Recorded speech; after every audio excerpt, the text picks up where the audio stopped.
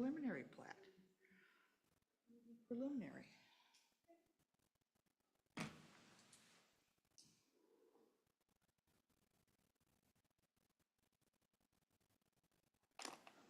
Look at that. Whoop, whoop.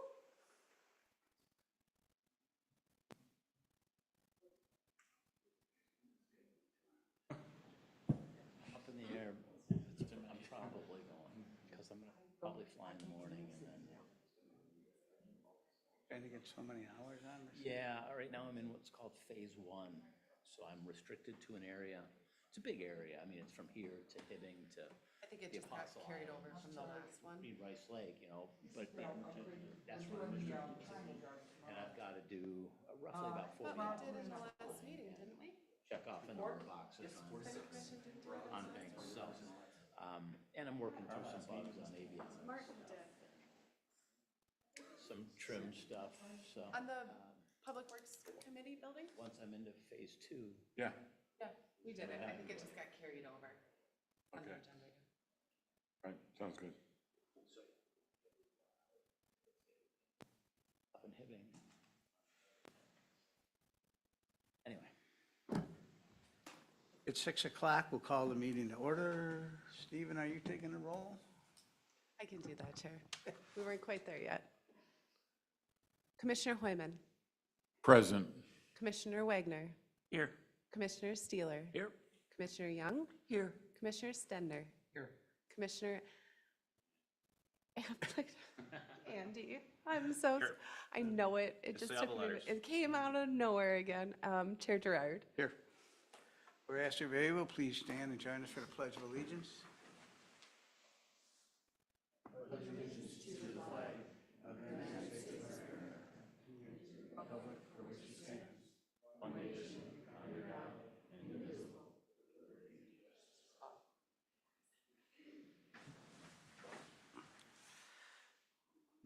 Chair is looking for a motion to approve the agenda as presented or with changes. I'll approve it with changes. And the change. On page 15, Wait. that's the This is the minutes. agenda, not the minutes. oh, Any changes to the agenda? I have a motion, do I have a second? Second. I have a motion and a second, it's a non-debatable motion. All those in favor signify by saying aye. Aye. Opposed? Abstentions?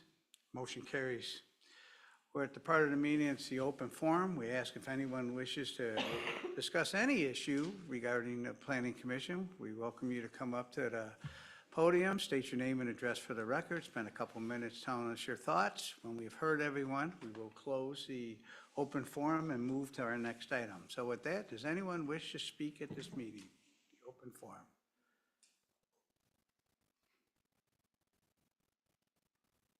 Hi, my name is Heidi Bjork. I live at 231 Second Avenue Southwest, which is just bordering the Spike and Hool's feed mill property directly to the south. I attended the meeting, a couple weeks ago, I think it was, to look over the initial plans with the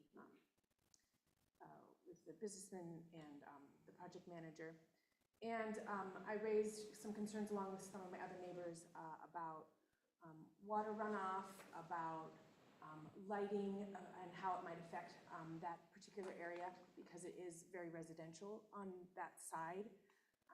There aren't any apartment buildings in that little block and a half area kind of wedged in between there. It sounds like that a lot of those issues have been addressed in the planning, but some of the things were a bit more like, well, I don't know exactly what the lighting is going to look like, but it'll probably be this, or, I don't know exactly what the landscape's going to be, but it should be sufficient. So my questions were just kind of around some of those maybe nitpicky pieces about what it might look like and what might happen if it's not sufficient. There will be a presentation tonight on the plans, along with a public hearing at that time, so you have another opportunity to come up and state. I probably should have said that first, Okay. that there would be a public hearing at both of them. So, and then once you hear the presentation and the staff, from the staff, and commissioners ask questions, we'll have a public hearing, and you can bring any other issues you may have forward. Perfect, thank you. Thank you. You live there. Your concerns are not nitpicky.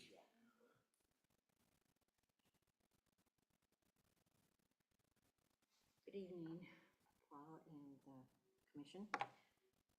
Just here as an individual today, my name is Karen Moorhead. Proudly lived for 60 years at 943 Southeast 12th Avenue. So they can hear you a little more better. Shall I start over? No, I think No, we're everyone knows good. who you are. We all know who you are, Karen. I thank you for that, and like I say, proudly live there because I mean that. I love the city, and I love everything about living here. And my concern today is regarding the spike in hools, more often called Gertens than not, with the expansion that's coming up. I say I'm here as an individual. I happen to be on the Parks Commission, but it hasn't come to the Parks Commission, my concern. So this is just from me. Then I think Abby tried to give me some help today as to why, but my question is why wouldn't their expansion, that they wouldn't have to have some sort of parkland dedication or money for parks? It seems like every other person that comes forward with their plans or their kind of plans has to do that.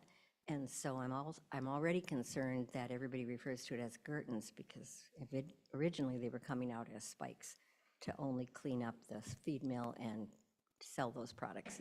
It certainly has morphed into many other things. And now with the expansion, I'm just wondering why they don't have any need or opportunity that they would have to add something.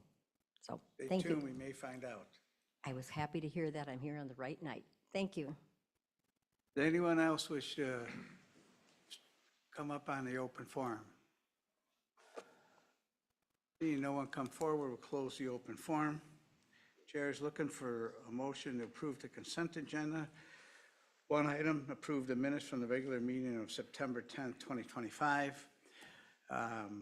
Does anyone want to make a motion, and with or without changes? I'll move that we approve it with changes. All right, do I have a second? Second. And the change, all those in favor, signify by saying aye.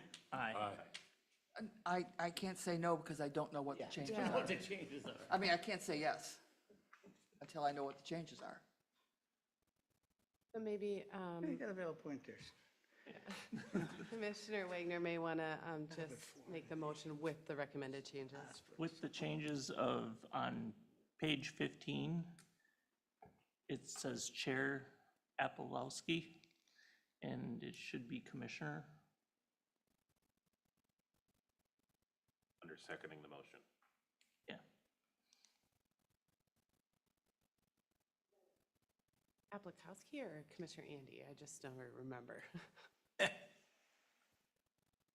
Any other changes? No.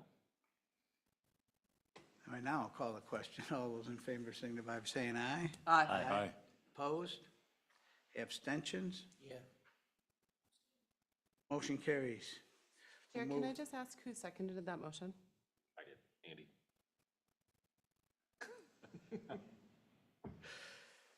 We'll move to item 7, our regular agenda. We have 2 items on our regular agenda. Both have public hearings, and they'll both work the same way. We will begin with the presentation from the city as the application as they understand it, answer any questions that the commissioners may have. We will then ask the developer come up if they want to add anything more. We may have some questions from the commission to developers. After that, we will have a public hearing. I'll give more information about what happens during that. After conclusion of the public hearing, it'll come back to the planning commission for some decisions. So with that, Abby, are you presenting? I am. Thank you, Chair Gerard, members of the commission. As noted in your packet tonight, Austin Hallberg of Hallberg Marine has submitted an application to develop a 30-acre parcel of limited industrial land on Forest Road North. The Planning Commission did review this at your June 11th meeting. You saw a concept plan of this and provided some preliminary feedback to the applicant and developer. As noted in your packet, and just forgive me, for the flip here, north is on the left side of the development, or on the sheet over here. As noted in the packet, the development plan, it consists of 2 parcels that would each operate independently of one another. The southernmost parcel would be a 10,000 square foot building with a single user and contractor service yard on its own standalone property. The northernmost property would be further subdivided into 14 individual lots with a total of up to 121 individually owned garage condo units. And then also two 30,000 square foot office multi-tenant space to allow for different types of users that could be accommodated in our industrial district. This time, there are no dedicated users for those two buildings. For your consideration tonight is your recommendation of the preliminary planned unit development and preliminary plat. So just as a reminder for folks that have been on the commission for a while, those that aren't familiar with the city's code, and certainly new commissioners, the city code requires a planned unit development on any property that has more than one building. So just keep that in mind as you're moving forward, that oftentimes applicants don't really have the luxury of asking for one or not asking for one. Our code kind of pushes them into that overlay district. Including noted in the staff report, the development plan is consistent with the comprehensive plan and the future land use plan. The zoning code, that limited industrial B3 district, allows for contractor service yards as well as industrial multi-tenant structures. One thing to note, the applicant is proposing an outdoor storage yard associated with that industrial multi-tenant structures on the northern parcel, and the zoning code does not allow for that type of use when it is not associated with a contractor service or contractor's business. So noted in the staff report, generally speaking, the PUD meets the dimensional standards. One of the tricky parts is the development will be further subdivided into these little condo units. Those individual condo units don't meet the zoning code because the zoning code's looking for large tracts of land for large development. Overall, this is going to meet the general intent because we've got that large tract of land with these buildings that then would be further subdivided into the smaller garage condo units. I do want to note on that type of use, this has been brought up before, I think, to this commission and to other bodies. Just because we use the word condominium doesn't mean that this is a residential use. These would just be individually owned garages. That's the condo nature of it, is the condo is the individual lot or individual ownership model. Included in your staff report is some assessment of the environmental considerations. As you'll see in the plans, there's a considerable amount of wetland preservation on the site that has been being reviewed by Rice Creek Watershed District for their conformity, as well as going through the technical evaluation panel for all impacts to wetlands at this point. As of right now, in conversations with Rice Creek Watershed District, they do believe that the plan is substantially compliant with the rules and regulations in place for wetland preservation and potential impacts. Additionally, the plan does account for stormwater management in a series of ponds on both properties that do kind of hug the sites and hug those wetland areas. Landscaping, on that northern site, the development is proposed to have, or is required to have 75 overstory trees and 46, which they're proposing 46 trees. Additionally, they're proposing 154 understory trees and shrubs. So one thing to note is this does not meet our even new landscaping standards because, as a reminder to folks, our industrial districts do allow for a large amount of impervious surface area, and getting those in landscaping areas in when we do also allow for the impervious gets tricky. We talked about that when we adopted our new landscaping ordinance. One thing staff would note is if the city is not favorable to that outside storage area kind of tucked back behind the wetland area, this area does get preserved. It's a nice little woodland stand that does get preserved, and that tree preservation should be accounted for some of the maybe lack of putting in more landscaping in the area. The southern site, this building is a little bit yet to be determined, though they are asking to kind of have that entitlement of the use of the contractor service yard. Site plan review will need to occur on that southern building, which means that building, its site design, all of the landscaping will come back before you at a later time. One thing noted in the staff report is, and what the commission may know, is Forest Road is an underdeveloped road that's kind of a rural segmented road. The development plans right now don't show improvement, though our code does require them to not only improve the road, but to extend the utilities down. So as part of final plat review, they will either need to have plans for that or have worked through some sort of other agreement. It should be noted to the Planning Commission, interstate companies just to the north had a very similar requirement from the city that they would need to improve the road and extend the utilities. The city council did enter into an agreement with interstate companies that giving interstate companies the option to develop the road or to give the city funds for the road to be built.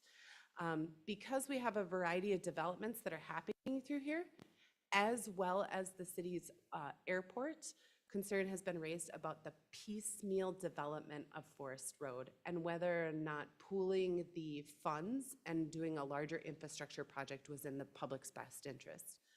Part of the reason that the city council did this is at the time of interstate was knowing that this development is coming along. We're in conversations with this developer and interstate companies about the possibility of still getting this project done as both of these sites develop. Just kind of, I don't know, we're I want to say Russian roulette, but we're arm wrestling on who's gonna do it. There are carts and horses to be decided. Yes, we're still trying to figure out some roles and responsibilities in that whole getting Forest Road improved. So just know that they're aware that the responsibility is theirs, and we need to work out some other agreement if they don't anticipate doing that at this time. Noted in the staff report is also some just concern for the kind of visual character of the building. The city does have design standards which do require a differing of materials and articulation every so often. Though the applicant is proposing kind of those kind of capstone entryway at the center and of the development. So for folks, oh, went the wrong way. So these are the two buildings. There is a gate at this location where only owners would be allowed. Those kind of capstone architectural elements would be right at that entrance. What staff is recommending is that the developer work to kind of make some sort of better articulation either throughout the building or on each end to kind of just help improve the design aesthetically across the entirety of the building. Now, some might say, well, why wouldn't that be done on all four sides? The rear of the building, what is facing west, will not be visible from any public right-of-way. And that is one area which staff would say the city should be considering concessions on is the PUD, in that we shouldn't necessarily be placing undue burdensome for increased design standards in areas where that design isn't going to be seen by the general public. A neighborhood meeting was held, forgive me, it's included in your packet, I don't remember the exact date, and Assistant Development Director Steve Gilmore and I sat in there until almost the whole time and not a single person showed up. So not to say that there isn't public concerns, we just haven't heard from the public yet. So tonight, again, before you, you have a recommendation to the City Council for preliminary PUD and plat. As a reminder, this is a two-step process. That two-step process would be the preliminary PUD plat, included in that is site plan approval, conditional use permit approval for that contractor service yard, and then that will end up coming back for final PUD, final plat. So tonight, staff's recommendation is the Planning Commission motion to recommend the City Council approve the Forest Road Garage Condo preliminary plat and PUD subject to the listed conditions in the staff report. The applicant, Austin Hallberg, is here tonight if you have questions for him or developer's representative. there any questions for me? Questions for staff? Yeah, I have a question. Yes. Has the fire chief kind of signed off on this and they can get their big fire trucks back in there? Yep, Chief Newman has taken a look to determine whether or not there'd be not only sufficient width between the buildings, but also that turning moving radius, and there would be. Additionally, one of the comments provided by the fire chief is that we would have this secondary emergency access, and that emergency access would require that this is maintained so that emergency vehicles can get through here and in on this side, should there be something that would be blocking this entrance as well. Hydrants would need to be coordinated with the fire chief at the time that we're getting closer to installation. Thank you. Susan? Abby, under bulk standards and the lot configuration, we're basically looking at 125 owners. Because you've got, umpty squat condos. Down below, under stormwater management, we've got a private agreement between the two future property owners will be required to ensure that the pond is maintained. I'm trying to figure out how this is actually going to function. Sure. Because if we've got two owners, that makes a lot of things different. An owner of all of these condos can hold them accountable for keeping them neat and clean and not scuzzy stuff outside, things parked. On the other hand, with 125, as I counted them, different owners, holding folks accountable is going to be a challenge. And then would the city have to go to each of the condo unit owners to deal with some of the stormwater issues or the pond issues? Great question. So there will be an owners association. There will not be homeowners in this development. On my notes, it's a building owner association. There will be a building owners association on the northern portion where there's the 121, or the 120 units. They will all have a share in that owners association. So the agreements on the maintenance of the stormwater ponds would be with the single owner of the contractor's yard property on the south and the owners association on the north. We don't need it for the preliminary, but before the final, we really need to be able to take a look at how that building property owner is going to be structured, just because the potential for a Melva Hess is really there with that many owners in that smallest space. If I might, Commissioner Young, condition 1D, it does indicate proposed declarations, including but not limited to the prohibition of residential uses, will need to be submitted to the city for review. But I'm just saying to you and sort of to them that, that's something that I at least am really going to be looking at. The condos are right up to the line of the easement. That faces the Hardwood Creek Trail. That is one of the most used trails in Washington County. It is also something that, as Forest Lake develops and we are more collaborative with some of the other cities that are developing trail and staycation and historic recreation opportunities, we need to make sure that, to the best of our ability, this area looks good.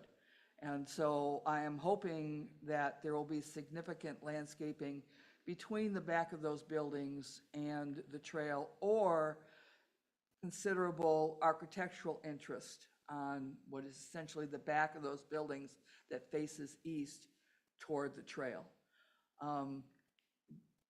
Again, this is an area where we are looking for folks to be more touristy, doing more staycation, being able to be in come to Forest Lake as part of a circuit that'll connect the Twin Cities with us, with the properties to the east, all the way over to the State and the Gateway and Browns Creek trails.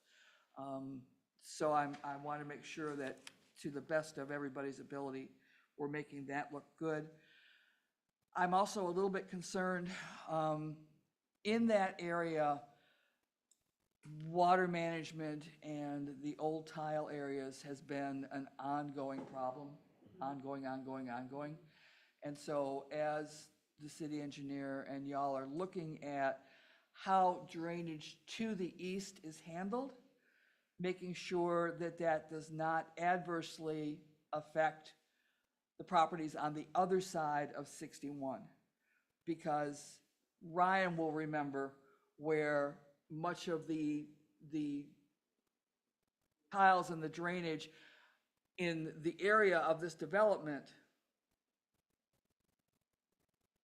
became a problem, and so the area on the other side by Shadow Creek was not able to drain properly, go to the west.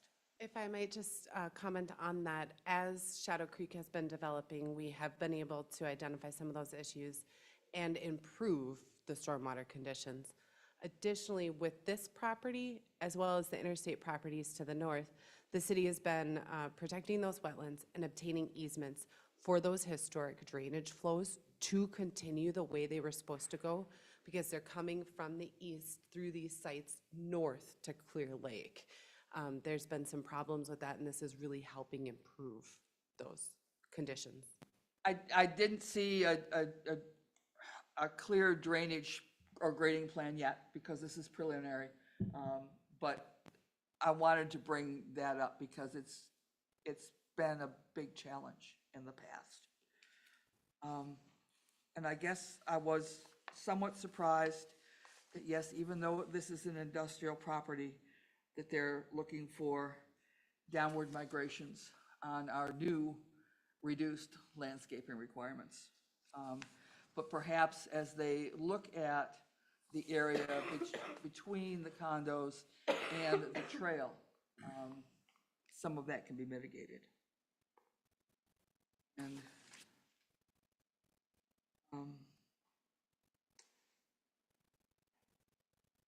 the making sure that there isn't pallet storage. And I don't think, well, yes, there could be in that contractor's lot. Pallet racking that Yeah, we're starting pallet to see. racking storage, again, making sure that is screened from the east and the trail area.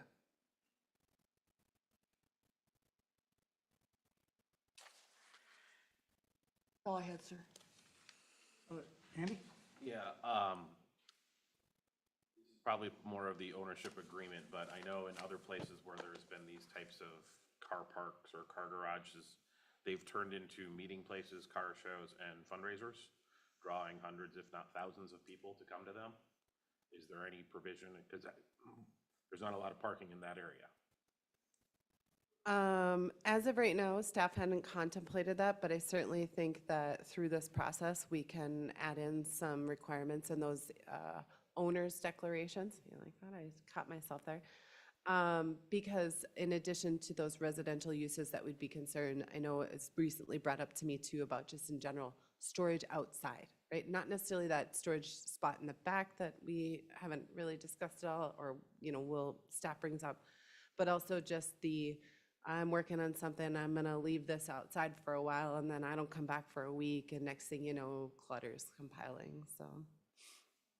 And the drive lanes aren't that wide, and if somebody stores something outside their front door, it's gonna be an issue. And again, rules enforcement on residential homeowner associations can be a mess. I'm just, this could be even more. You're right. Is there anything like this in the city so far? There is not. There is in Columbus, is my understanding. I believe it's Columbus is the nearest one. Yep. Down by Wallbacks. Through the chair. What enforcement do we have to make sure that these don't turn into residential condos? Once you put a bathroom and a living area above them, it's very easy to not realize that you have people living in these condos. Their enforcement and what does the city have? So there is a couple things. The city can, as through part, so in the approval documents, the final PUD overlay will say these are the permissions allowed in this area, and that gets recorded against the property. So any future sale, it'll be bound to each of those properties.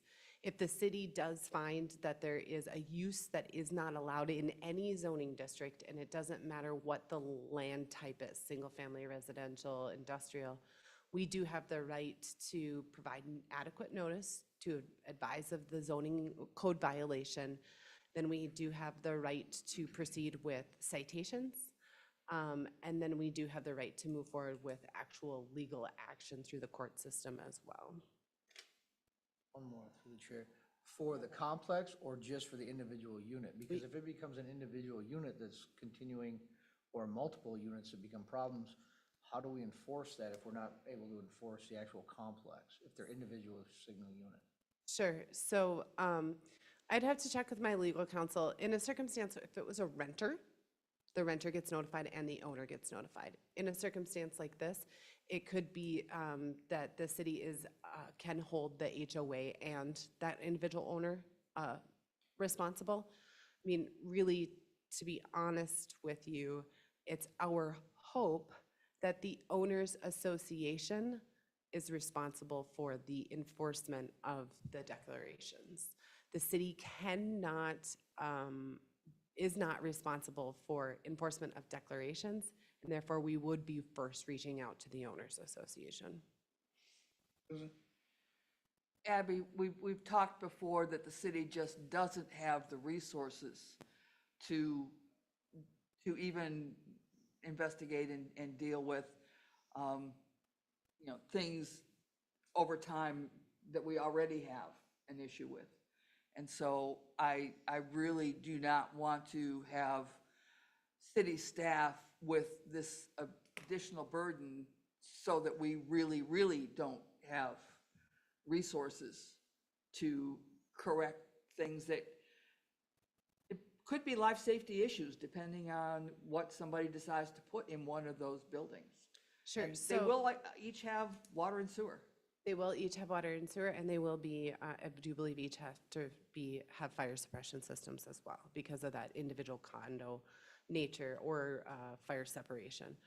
I will note, if the mindset was we're concerned about the future impact to the city, it would be a fairly do anything approach. And so I understand the concern of the commission, and these are things that we are trying to make sure in every new development we're putting those conditions in the development approvals.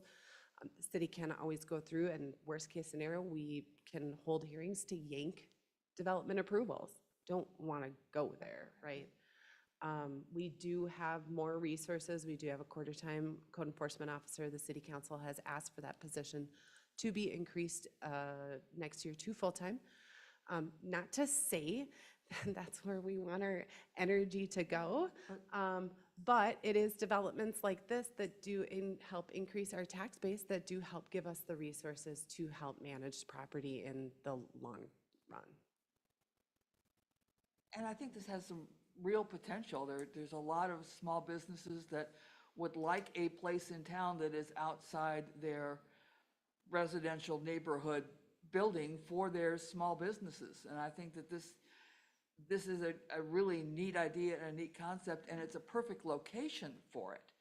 I just want to make sure that we get the details as right as possible. Sure. I do want to clarify the record that I cannot state that these would be allowed to have business uses in each of the condo units, that they are, I think, are intended for the person that doesn't have that 3-car garage. Remember those little lots, guys, that we're approving? We need some place to put our boats and our toys, Susan. Hoist upon my own petard. Tim? I have concern with the woodlands being removed in the back too. If they're gonna remove existing woodlands for essentially lot storage and they can't meet the requirements. When it comes to the landscaping, if they're already not meeting the requirements and it is an active area, why would we allow them to essentially remove a large patch of existing woodlands? Just concern. Along those lines, since we don't allow outdoor storage, what is happening back there? I'm not That real is what's thrilled. being proposed. In the staff report, staff is pointing out that that is Not something. allowed. Yep. So we have to nix this in our Your recommendation recommendation would be and, to eliminate this um, as a outdoor storage. It can be trees.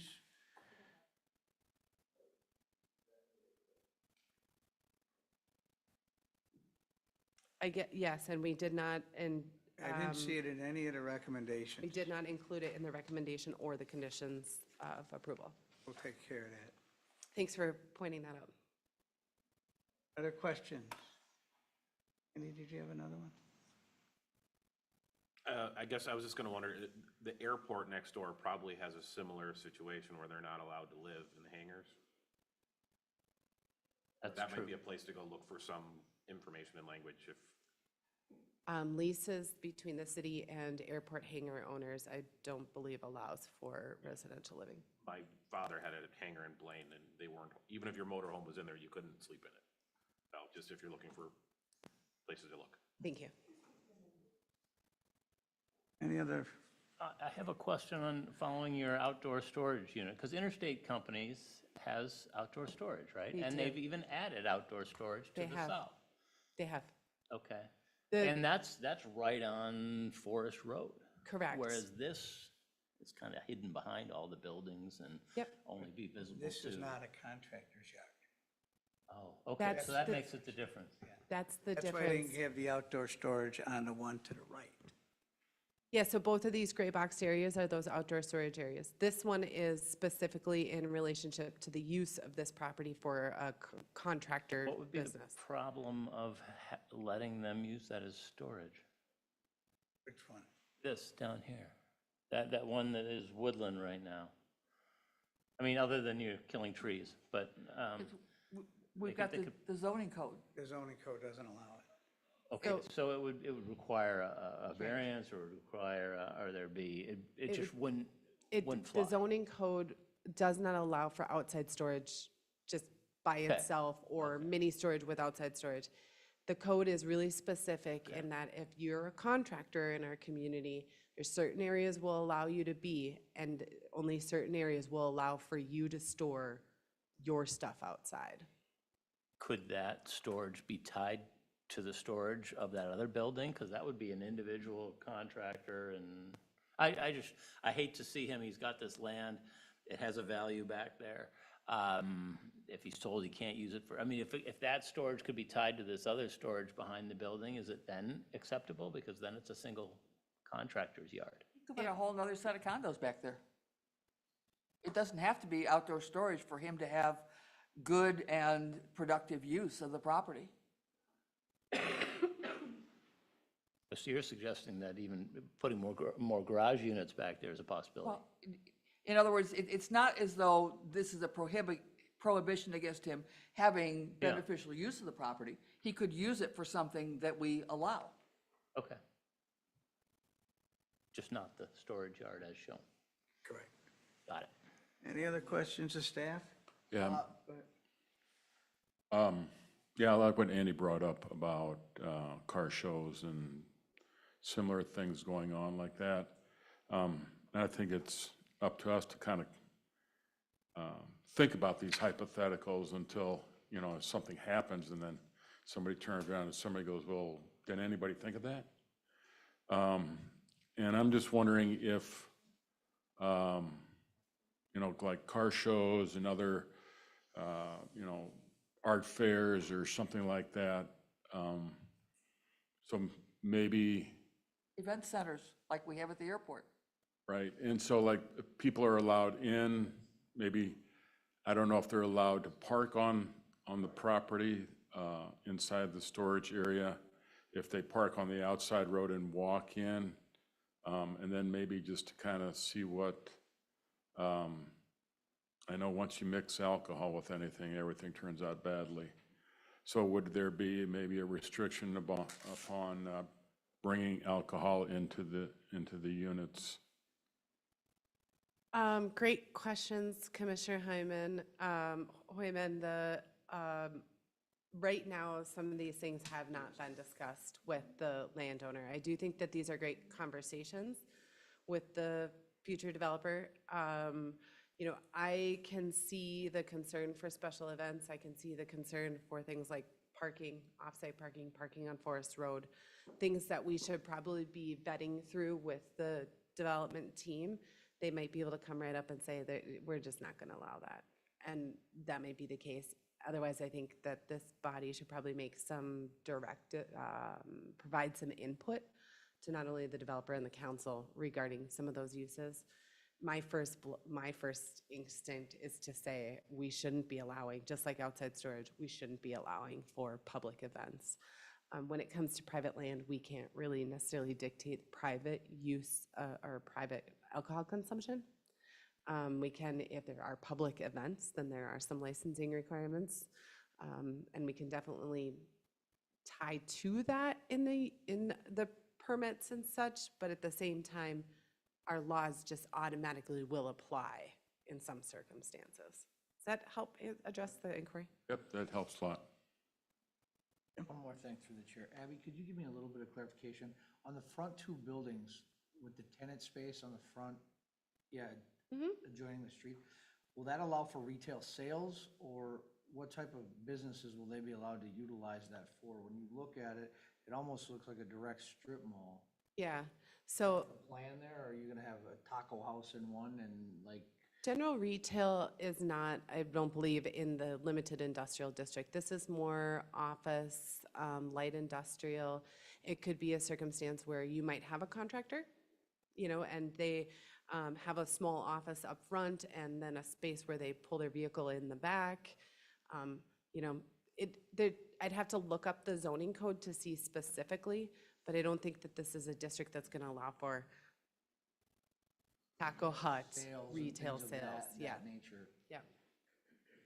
The uses still need to conform to the underlying zoning code provisions. Great questions. So somebody could have the part of their business, their home business, like my question earlier, when you said no, it's for toy storage. I cannot. I'm confused now, I speak- apologize. Yep, that's okay, understandable. So there's two different kind of types of uses on the property. There's this type of multi-tenant office warehouse, right? This is the strip in the front. This could be one of those circumstances where there might be a small engine repair guy or an architect's office or something like that. That is the true intent of those two not small, but those two strips up in the front. Got it. These individual garage condo units, I cannot state that those would be allowed to have individual business uses in them. It's not to say the code would prohibit it, but I don't know if those owners' declarations are going to allow for it. Thank you. You're welcome. Does the applicant wish to add anything to the conversation or give us your thoughts? And as always, we ask state the name and address for the record. Welcome back. Thank you. Chair and Commissioner Scott Peterson, 8860 152nd Street, Hugo, Minnesota. Here representing the applicant, Hallberg Marine. Happy to answer any questions you have. As you guys know, we were here in the summer in front of you. In the meantime, we've worked with staff, advanced plans, incorporated a lot of comments as well. Before I answer any questions, I do think one thing that's important to note here is just scale, right? This is a 30-acre parcel, so I think it's really hard to, when you look at that, to understand scale. So a couple things I just want to address up front. So we use the fire truck as our turning radius for everything in there. And the ideas of that could be a toy hauler, that could be a large boat, it could be a large pontoon boat, right? So to further expand upon that, we're 60-foot wide roads in there, 55-foot wide roads. Those are bigger than most residential streets as well, right? And so I think some of those things are hard to scale. A gentleman here made a comment about off-site storage. That's probably 500 or 600 feet off of where we've proposed it from the front. So I just think it's important as you look at a lot of the projects that come in front of councils and commissioners are 1 or 2 acre deals. I just think it's important to kind of level set there for a second. But happy to answer any questions or build upon any previous comments. What's the current thought on no outside storage on that large parcel? Yeah, we'd like to have it, absolutely. And I think, one thing to note, even with the outdoor storage being there and the woodland preserve being removed, we're still conforming. We're still conforming at, I believe, 53%, where we could go up to 60%. So even with that being there, we're still conforming to the woodland preservation. But our zoning ordinance specifically bans outdoor storage on that parcel. Yep. To the zoning. But you still plan to want to go ahead with it? Yeah, I mean, I think it's important for the offering, and I think it's important to kind of level set for a second. I mean, if you drive 61 right now and you see Vinco, you see Twin Cities Docks and Lifts, you see, the old Washington County residential compost yard, and you see some of these things, I mean, those are directly on 61. We're proposing a development on a frontage road to 61, I would say, either further removed from traffic path. And I think we've presented a better elevation, may I say, for what we're proposing here. So I think using what's around as the surrounding areas and using how we're positioning it, that was our approach to say, this is an important use. I do think when you look at the outdoor, when you look at condominium storage components, there is an importance for some sort of outdoor storage. That's why we've removed it. You've got seasonality with people with different types of equipment, different types of boats. Maybe you've got really expensive stuff you want to enclose. Maybe you've got just a big flatbed trailer, and that's why we've done our best to try to position this far away. With respect to the two of the things, when I was here on the planning commission when Vinco was built, and we required them to have full screening from 61. Now, it's been there quite a while, some of their trees have died, and I'm going to be asking staff to make sure that they replant those trees for the screening that was required as part of their conditional use permit. In addition, this planning commission was really strict with Washington County, and that's why those large berms are there and why they're going to be adding landscaping on those berms to further screen the buildings. The new Washington County, correct? The new Washington County. Okay, understood. With respect to the boat lift, that is a very temporary use that, on city-owned property that, quite frankly, is going away. Yeah. And again, Right. we're all good residents and we're all trying to make money and have businesses here. I'm just saying, as somebody looking at, why we would position it here and why we thought it's an appropriate use. We understand the code doesn't understand that or doesn't allow that, which is how we structured it. And we tried to position it in the least obstructive place possible. Perhaps you want to talk to staff about a zoning change for that portion, for that area, especially since it'll be sold as a separate property eventually. I'm sorry, I'm not quite following. that's- Sold as a separate property, I'm not. The intent here is that anyone who has a condo can get additional space back there if they want to store something outside, if I understood. Yeah, From your that's correct. earlier one. Okay, no, I didn't realize that. Other questions of the applicant? Will it be individual spaces for outdoor storage? Will there be a cost included? How, is that the thought there, that Yeah. you rent a space in the back? That's correct. So our thought is that would be individual assigned, individual specific spaces tied to an additional rent. I just want to make one comment. There have been things in the past, and pushing forward with 60% compliance and stating other properties that maybe not or were previously doesn't help. Okay, understood. There was a mention of improving the roads. How would you do that? The Forest Road? Yeah, I think so, yeah. That's the discussion we're starting just now with staff. Once we get through preliminary plat, preliminary PUD, we'll advance to a site plan improvement or a development agreement. All right, I got it, just kind of question that I don't know the answer to. Is this going to bring a lot of traffic or almost no traffic? Yeah, it's a good question. I mean, I think, 30 acres, 125 plus minus garage condominium owners, I would say you're probably going to have a variety of different traffic patterns, right? Some of it may be weekend warriors, some of it may be daily, right? So I think that needs to be taken into consideration. I think from you're adding 125 individual PID parcels, but it's almost entirely on private utilities, right? So from like a burden to the city, you're not doing snow removal in front of 125 parcels like you would a single-family home example. I think we need to study a little bit more on kind of the traffic pattern. I don't know how to articulate that, I'll be honest with you. Okay, just wondering. When you were here last, we did bring up where the freak is snow storage gonna be? And we did bring that up last time because your roads kind of dead end in the ponds, which is not really appropriate for snow storage. And I remember talking to you about some of those areas on the curve about midline, there's that curve and trying to do how you're going to do snow removal, in the areas because you've got buildings in there. And I realize that scale is going to be helpful to you, but you're going to push a lot of snow and it's going to have to come out. You can't really have it in front of the buildings, sort of like a windrow in front of the buildings because they're cheek by jowl.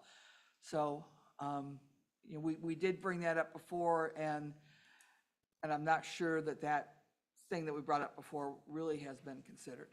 Yeah, no, Commissioner Young, I do remember that discussion. There's a spot out there, it's hard to indicate, I don't know, Abby, if you're driving a little bit, but if you were to go to the right, all the way to the end of that building, and then all the way forward, you'll see a kind of and then, yeah, you'll come back to the next row, right there. That corner there that does not have a building, that's just under 2,700 square feet from a snow removal standpoint. So if you were to look at that from like a parking lot context, I mean, that's, 15 stalls, right? From kind of a storage of how people look at, and again, a parking lot's gonna hold a lot more snow than this would. But we have taken that into consideration, and since then, we've advanced our stormwater plans, and we've calculated all that.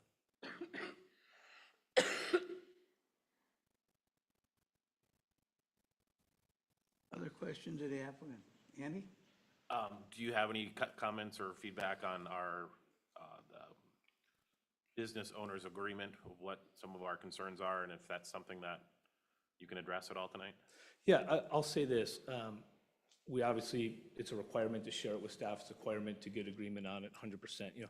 We have to get it right too, right? I mean, we're selling, anywhere between 150 to, north of $200,000-$300,000 investments. So we have to get that right too, or we're just not going to be successful. So I think there'll be a natural alignment as we work through that document coming forward. And then I think for traffic, it's not just the 125. There's also 14 businesses along the frontage, plus the contractor's lot next door. There's a lot of parking spaces there. So if, each one of those has 4 or 5 employees, that's a lot of cars too, so. Yeah, no, fair enough. I think it'll be interesting to see who comes into those flex office spaces. I really think there's a demand for this. I agree. 3, 4 employees that need to park, a bookkeeper, an owner, most of their assets are on the back of their storage space. I've mentioned before when I was here, a painter or landscaper where most of their assets are, trucks, equipment. You get an estimate, you don't really go to their office, they come to your house type deal. So I do think there's some interest there. And frankly, we've got some preliminary interests ready in those spaces. So traffic pattern, I think, depends on kind of who ends up there to some extent. And I think just my last thing is I don't think I could be supportive of including the storage when it is not compliant with zoning, just for the other board members to know. All right. Any other questions for the applicants for now? We may have questions after the public hearing. Great. Thank you, Chair. Thank you. Thank you. So this is a public hearing. We ask you if you'd like to speak to this application, please come up, state your name and address for the record. Spend a couple of minutes giving us your thoughts. Once we have heard from all parties, we will close the public hearing and we'll come back to the Planning Commission for further discussion and recommendations. So with that, we'll open the public hearing at 6:53 p.m. Does anyone wish to speak to this application? Don't all rush, there's time. Abby, do we have anything to be read in tonight, or Steve? No, sir. I'll ask again, does anyone wish to speak to this application? Ask all. Seeing no one come forward and having nothing to be read into the record, we will close the public hearing at 6:54 PM. With that, commissioners, what's your pleasure? Well, let me start with, we are looking to have two motions this evening. Both motions we are recommendation to the city. I think it's just a single motion with, including both the preliminary plat and PUD. Page 27 in your packet has the single motion. I will note, the one thing that is not included, as you noted, Chair Gerard, is that outdoor storage area and whether or not the Planning Commission would like to make a recommendation on the council specific to that use. Further discussion, commissioners? Well, I scribbled some notes, and you can see if this is what you're suggesting or what we're maybe feeling. Adding another point to the recommendation that we approved tonight. The outside storage is not compliant with zoning, and the proposed development of that area would eliminate the significant trees, so we would recommend it not being part of the final PUD. Something like that. Yep, I think that that's sufficient enough as like a sixth condition. Other comments, discussion? That it would be on the northern parcel associated with the multi-tenant, not necessarily in the southern parcel where it would be outright permitted by the underlying zoning use of a contractor yard. I think east and west. It's north and south. The north is on the left side of the, should have probably tipped them in our packet, but we're also used to the landscape version and. All right, other concerns? Not, chair's looking for a motion?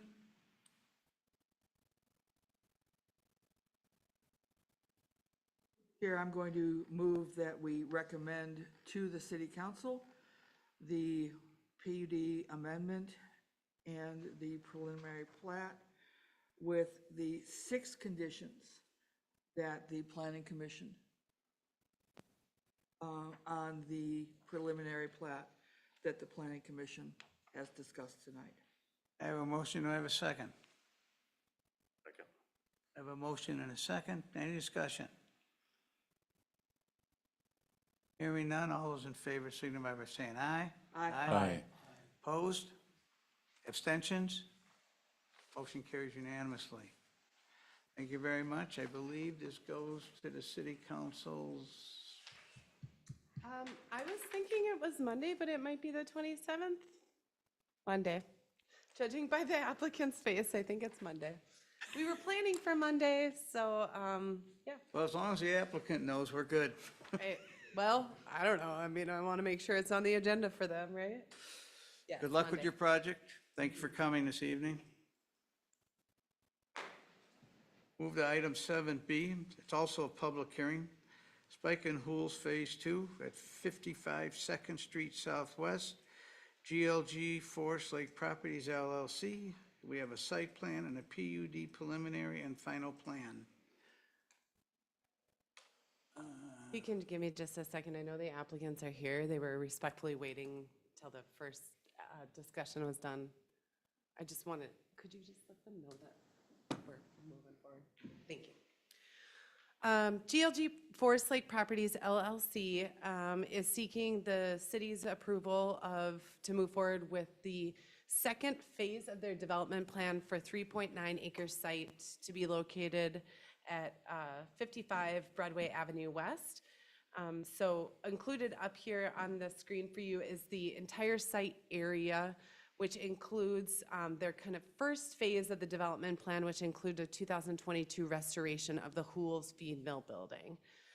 This is the downtown mixed-use area, and as part of that district, the city allows for retail sales and services. What this second phase of the development plan would do would be to put in a proposed greenhouse, associated nursery yard, and improve all parking and drive aisle areas throughout the entire development site. Really what this is, second phase of this development plan really is to do is to clean up the site and to create a more urbanized environment for this historic property and for its ancillary uses. So the downtown mixed-use district, I noted, does allow for retail sales and services. There's been a greenhouse and nursery yard on the site historically for quite some time. I will say that those have been more temporary in nature, seasonal in nature. This building would be permanent. And the code does allow for these kinds of accessory uses when they're subordinate to those other types of uses. So again, as I mentioned to you earlier, PUDs are required whenever we have more than one building. And that PUD overlay is really intended to provide for that design and flexibility. And in this, the development flexibility is really kind of focus on building design standards, some landscaping, and parking. Getting into that building design, proposed for you is a commercial greenhouse, and forgive me for not pulling out a picture of the packet. I will pull that up in just a minute after I'm done with this chatting a little bit. The commercial greenhouse, some would argue, don't necessarily fit in our downtown area. However, the commercial greenhouse's design fits with the historic feed mill design. We have got a large metal building on this site, and they're really trying to make complementary design to the historic feed mill building that arguably stands out in the urban design of our community because of its historic nature. That's one area that they want to, for that, some flexibilities from the city. Landscaping requirements, 68 overstory trees are proposed, 68 are required, 42 are proposed. And then 203 understory shrubs and trees are required, 27 are proposed. This is an area that I've talked with the applicant about improving significantly. Let's be honest, this is Spice and Houls, this is a subsidiary of Gertens, and we know that they're gonna do well, but we want to actually see that plan shown a little bit better in terms of beefing up that landscaping. One of the areas that we have talked with them about improving is the area around the stormwater pond. There was concern at the public meeting about the potential for people falling into that pond. So just increasing some of that landscaping in that area to help reduce those potential things that could happen. And then also what's noted in the staff report is parking. As noted originally, the development is proposing to improve the entire site, almost, going, I can't say almost all going impervious surface, but going with a large amount of impervious surface to create designated drive and parking aisle areas. The property's never been assessed for conformance with the parking standards that are in place at the city's regulations. So staff asserts that this is substantially improving the existing conditions that are there right now, given the fact that the existing conditions don't have these designated drive aisles, parking aisles, all those sorts of things that we would want in our urban development. Noted in public testimony earlier, as well as the neighborhood meeting, lighting. The city does have a requirement that lighting would be cut off at the property line, and that would be a requirement of this development. The applicant does need to provide that evidence to the city that lighting will be shielded and cut off at property lines. No new signage is proposed. Public infrastructure, the 3rd Street right-of-way. We do have a small utility extension that is needed to connect the existing and proposed building, as well as sidewalk improvements along the right-of-way in this location so that we're extending our public infrastructure along that 3rd Street Southwest right-of-way. Neighborhood meeting was held, as one resident has attested that there was attendance. There was about a handful of people that did come. We heard concerns about that runoff, stormwater, shielding the lighting, and just in general, just, you know, the idea that this will be developed out in an urban fashion and that want to reduce the impacts to the neighborhood. Specifically, that happens in that kind of southern area where we do have residential that's directly adjacent. The one thing I will say is the development plan does account for its stormwater on site and has been reviewed by not only the city, Rice Creek, Comfort Lake Forest Lake Watershed District, as well as the MPCA for stormwater review. The site is going to treat all of its stormwater that it is needing for all of the impervious surfaces. So tonight, again, Planning Commission's consideration is for the planned unit development, the amended site plan. Planning Commission staff does recommend, the Planning Commission, again, you recommend the site plan approval and PUD requests based on conformance with the applicable code and 12 stated conditions in the staff report. The applicant and owner's representative are here to talk with you tonight if you have questions for them. Do you have questions for me? Before we start, Abby, we reviewed this plan, a similar plan, years ago when they came in for their first. No, you didn't have the second phase at that time. You were just looking at the site plan to, remember they were moving oh, there we go. We had I think it was the pickle house, pickle room, moving that pickle room over and rehabbing the entirety of the Yeah, structure. but they had a sketch of what they plan to do long-term. Staff may have shown that, but that wasn't a part of your consideration at that time. I was just wondering how different this was. This is conversations about the Spike and Hool's development of this property go back to, I believe, 2021. They're pre-Abby here. As long as I've been here since May of 22, this has generally been the development plan that staff has seen. Thank you. Other question? Susan? I've got a real problem with the parking. When it was a feed mill, there'd be 2 or 3 of us there in line waiting for our 50-pound sacks of horse feed or lamb food or whatever. It was not, parking was not an issue. We were just there, boom, gone. There wasn't a lot of retail, the flower stuff wasn't there, the turf, the whole turf office and that wasn't there. When they had their recent customer appreciation, there was not room for the folks that were there, and there wasn't the big greenhouse taking up the space.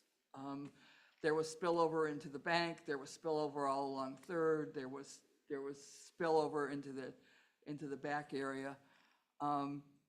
And we in Forest Lake, we do love our spring planting and our fall fun stuff and our Christmas decorations and all of that.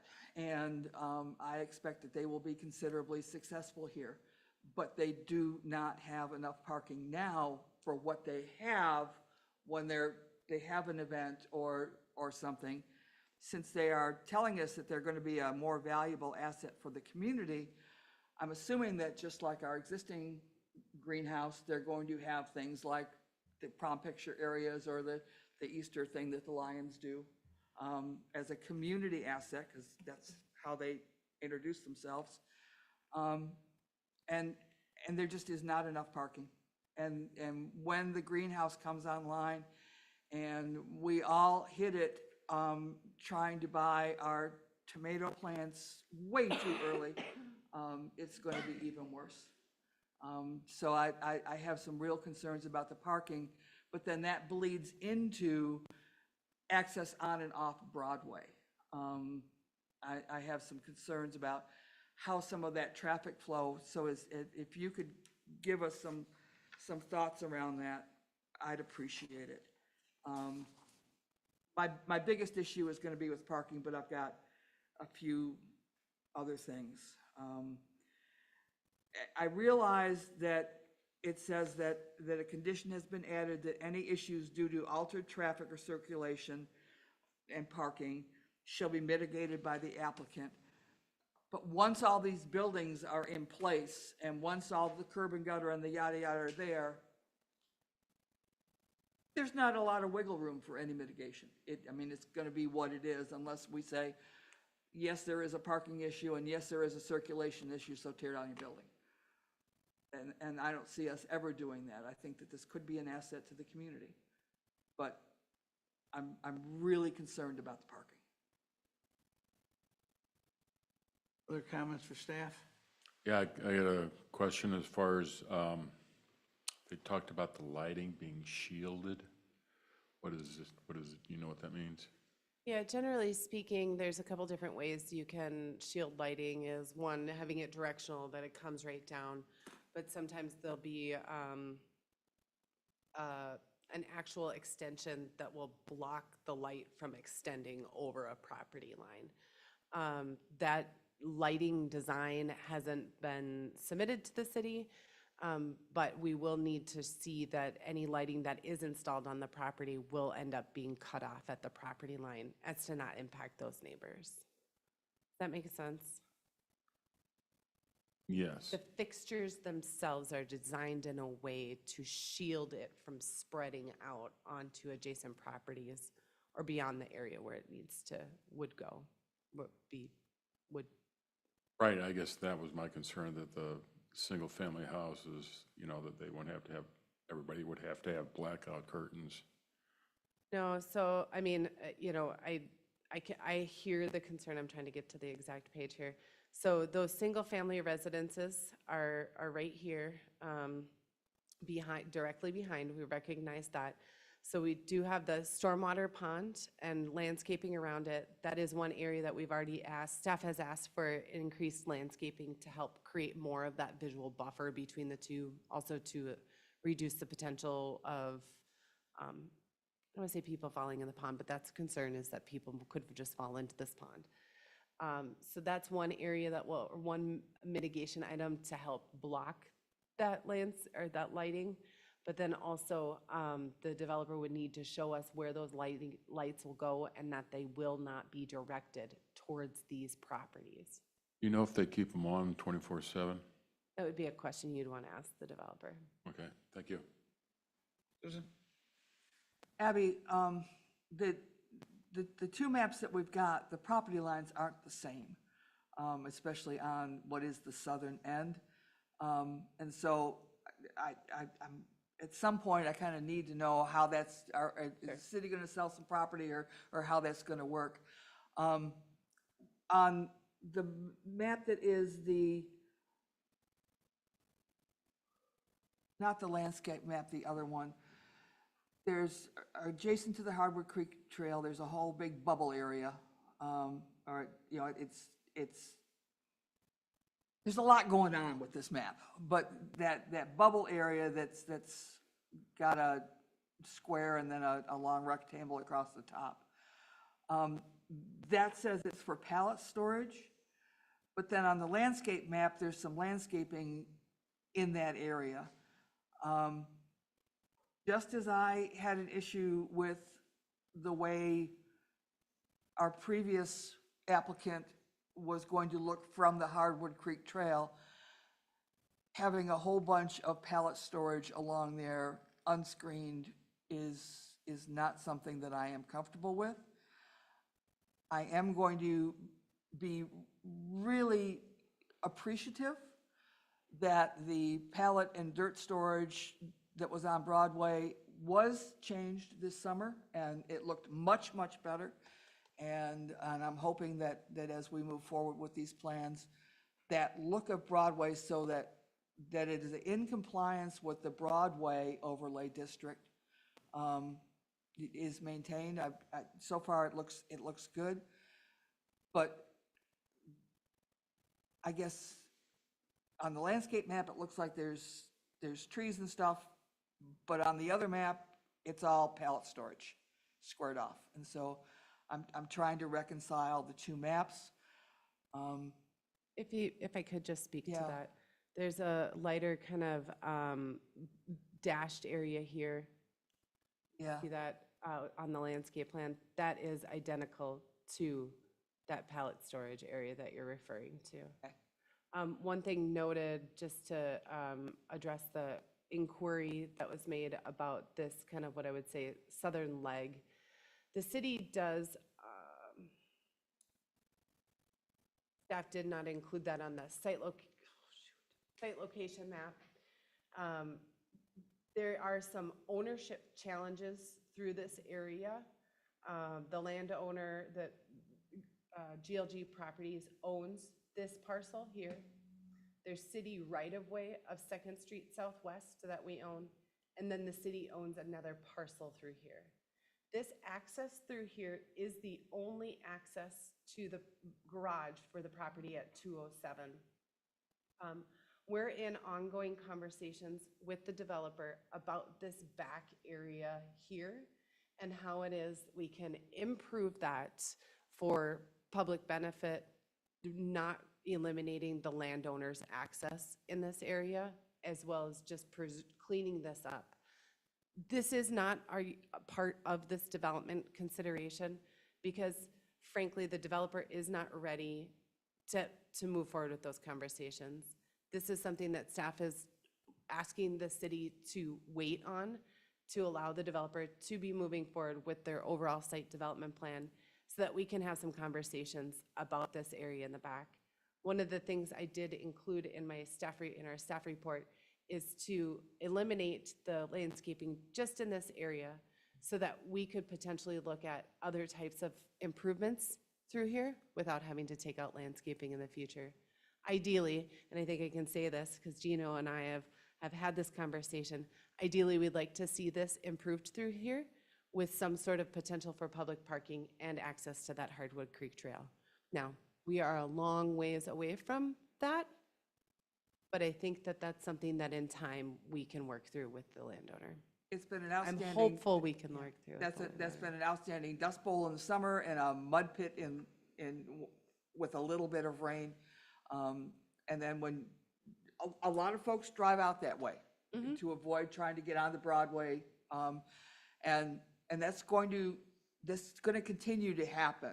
And so the longer that stays, a dust bowl and a mud pit and dirt gets dragged out onto those roads,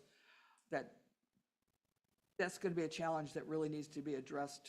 I was hoping it would be addressed with this process. But again, I want to make sure that as we're doing the Hardwood Creek Trail, we've had some businesses that have put some real money into, especially the lighting on that bridge, and we have more folks using it. Making sure that looks good. And Abby, that dirt pile and concrete and mess, that's going as part of this particular. This is the improved asphalted surface line. The light grayish would still remain gravel at this time. But the developer and the landowner and I have had conversations of how we would like to continue our conversations moving forward as kind of a third phase of their development plan in this back area.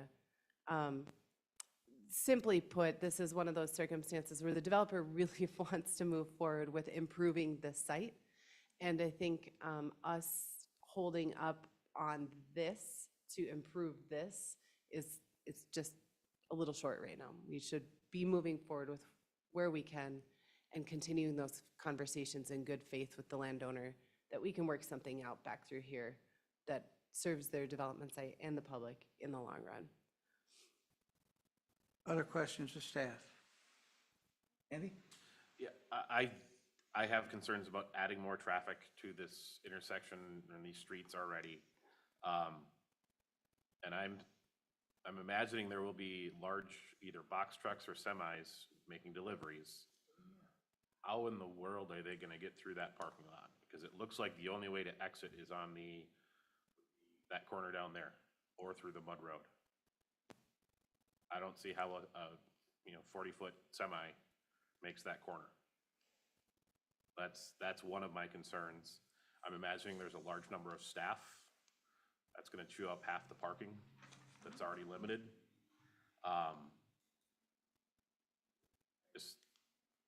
I understand the desire to use every square inch, but I think it looks like it's one way in, one way out off of Broadway, and everything's gonna be pushed onto Third Street. I think that's a design issue, I think.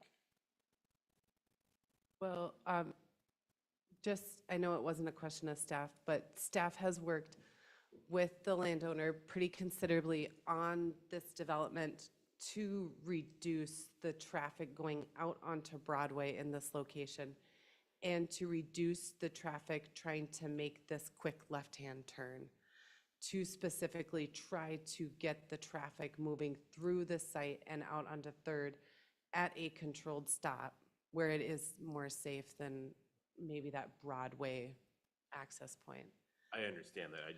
We're driving more traffic in through there, but I think just in general, I don't see, unless I'm wrong, there's gonna be semis making deliveries to this site. I don't know how they're gonna get through those parking lots, especially if there's cars in there, unless all the deliveries come in the middle of the night.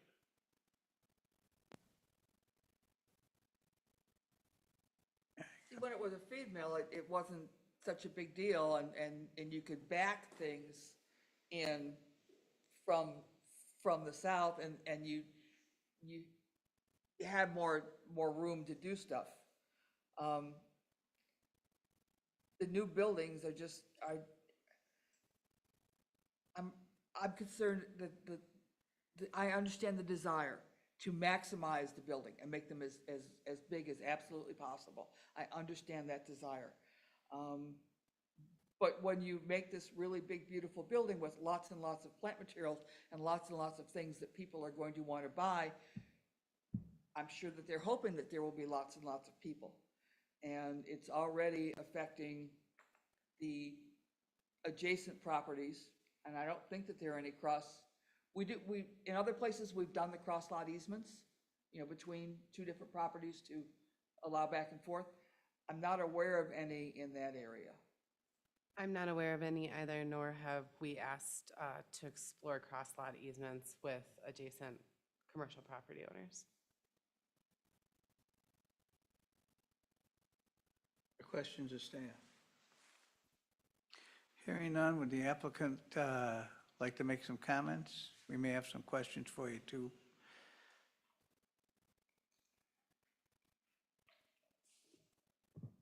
Good evening, Gino Patero with Spikes and Hools and Gerton's Family of Businesses. We are the property owners and the owners of the Spikes and Hools site. Pat, if you want to introduce yourself as well. My name is Patrick Fisher. I'm kind of the consultant to help get through the process, and we do the construction and all kinds of parts and pieces. So I've been working with them for 30 years doing different pieces and buildings and development for them. So that's my role in the project. If you'd like, I can address some of the maybe concerns that have been mentioned. Commissioner Young on parking and such. Oftentimes on graveled parking lots, there's not efficient use of space because the lines aren't designated as tightly or as distinctly as they would be on gravel lots, and parking gets to be sloppy, and it gets to be where you don't make the best use of the spaces. And we see that, we've tried to address that. I do think, though, and if I put this pointer on, I don't know if there's a screen that. I got it. So I think with paved parking along Broadway and the angled parking along the bricked proposed nursery yard, and then the addition of parking to the south of I call it the old pole shed. We are planning to add an adequate amount of parking to, address this addition. The other thing that we had thought in the back of our minds is that leg that to the south that goes out, that would be a place where we could have staff during peak spring months park to make sure that all the paved parking that is there is available to patrons. The issue on traffic flow and trucks coming in and out. Currently, we take deliveries in off of 3rd Street and then go into the dock at, on the south side of it, what I'd call the old pole shed.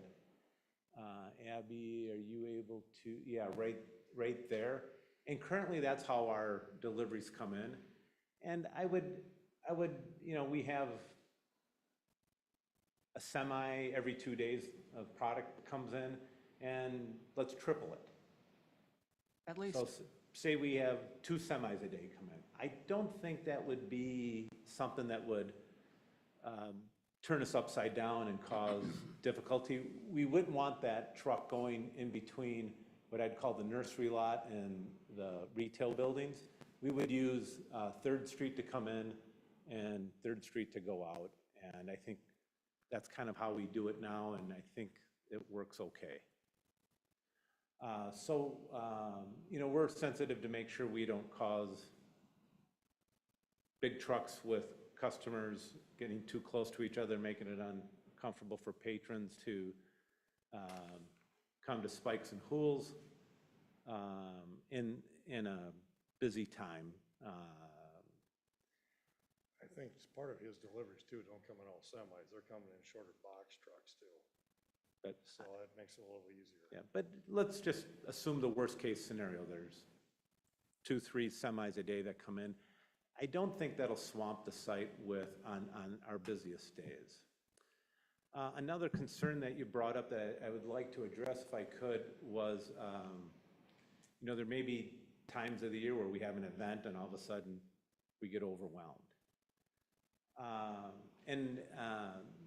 I know that's happened twice since we've remodeled our grand opening. Definitely we got swamped. It was way better than we had planned for, which is a blessing, but Problem to have. and then a customer appreciation on the first weekend of September, that Saturday, we were overwhelmed, again, beyond. And, when those things happen, we do try to make adjustments to accommodate how we do a promotion to make sure that we're not being bad neighbors to the other folks. But if I could ask the Planning Commission to consider that, I think having people come to Forest Lake as a destination for perhaps their favorite pet store or feed store is good for the downtown.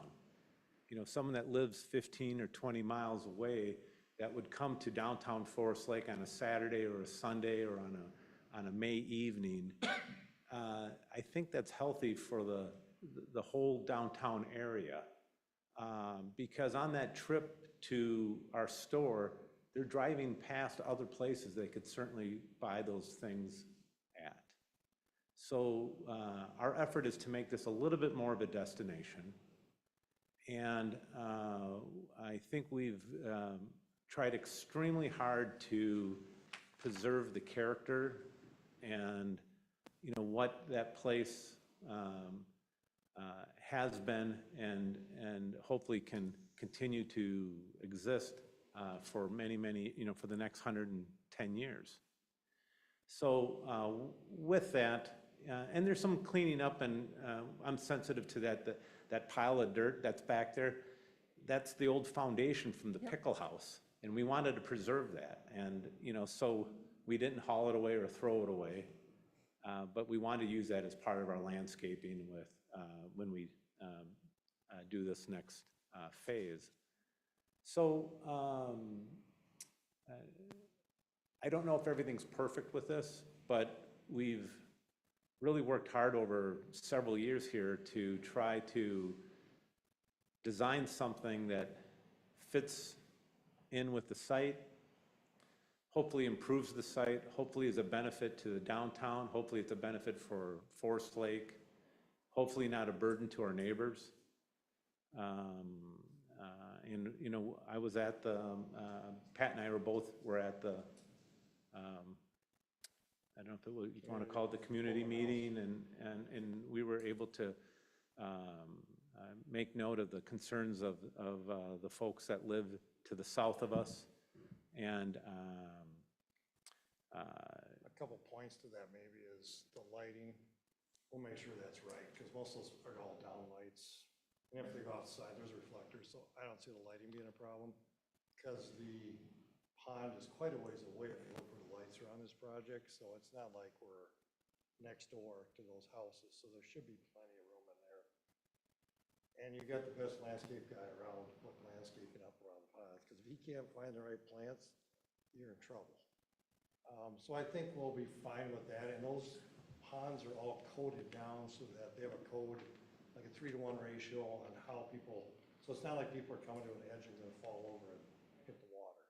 There's a specific code that we have to match so that nobody can, you can trip and fall, but you're not gonna go in there and trip over and just fall in the water. So we've complied, you know, with all those code requirements to make sure we're safe in there too.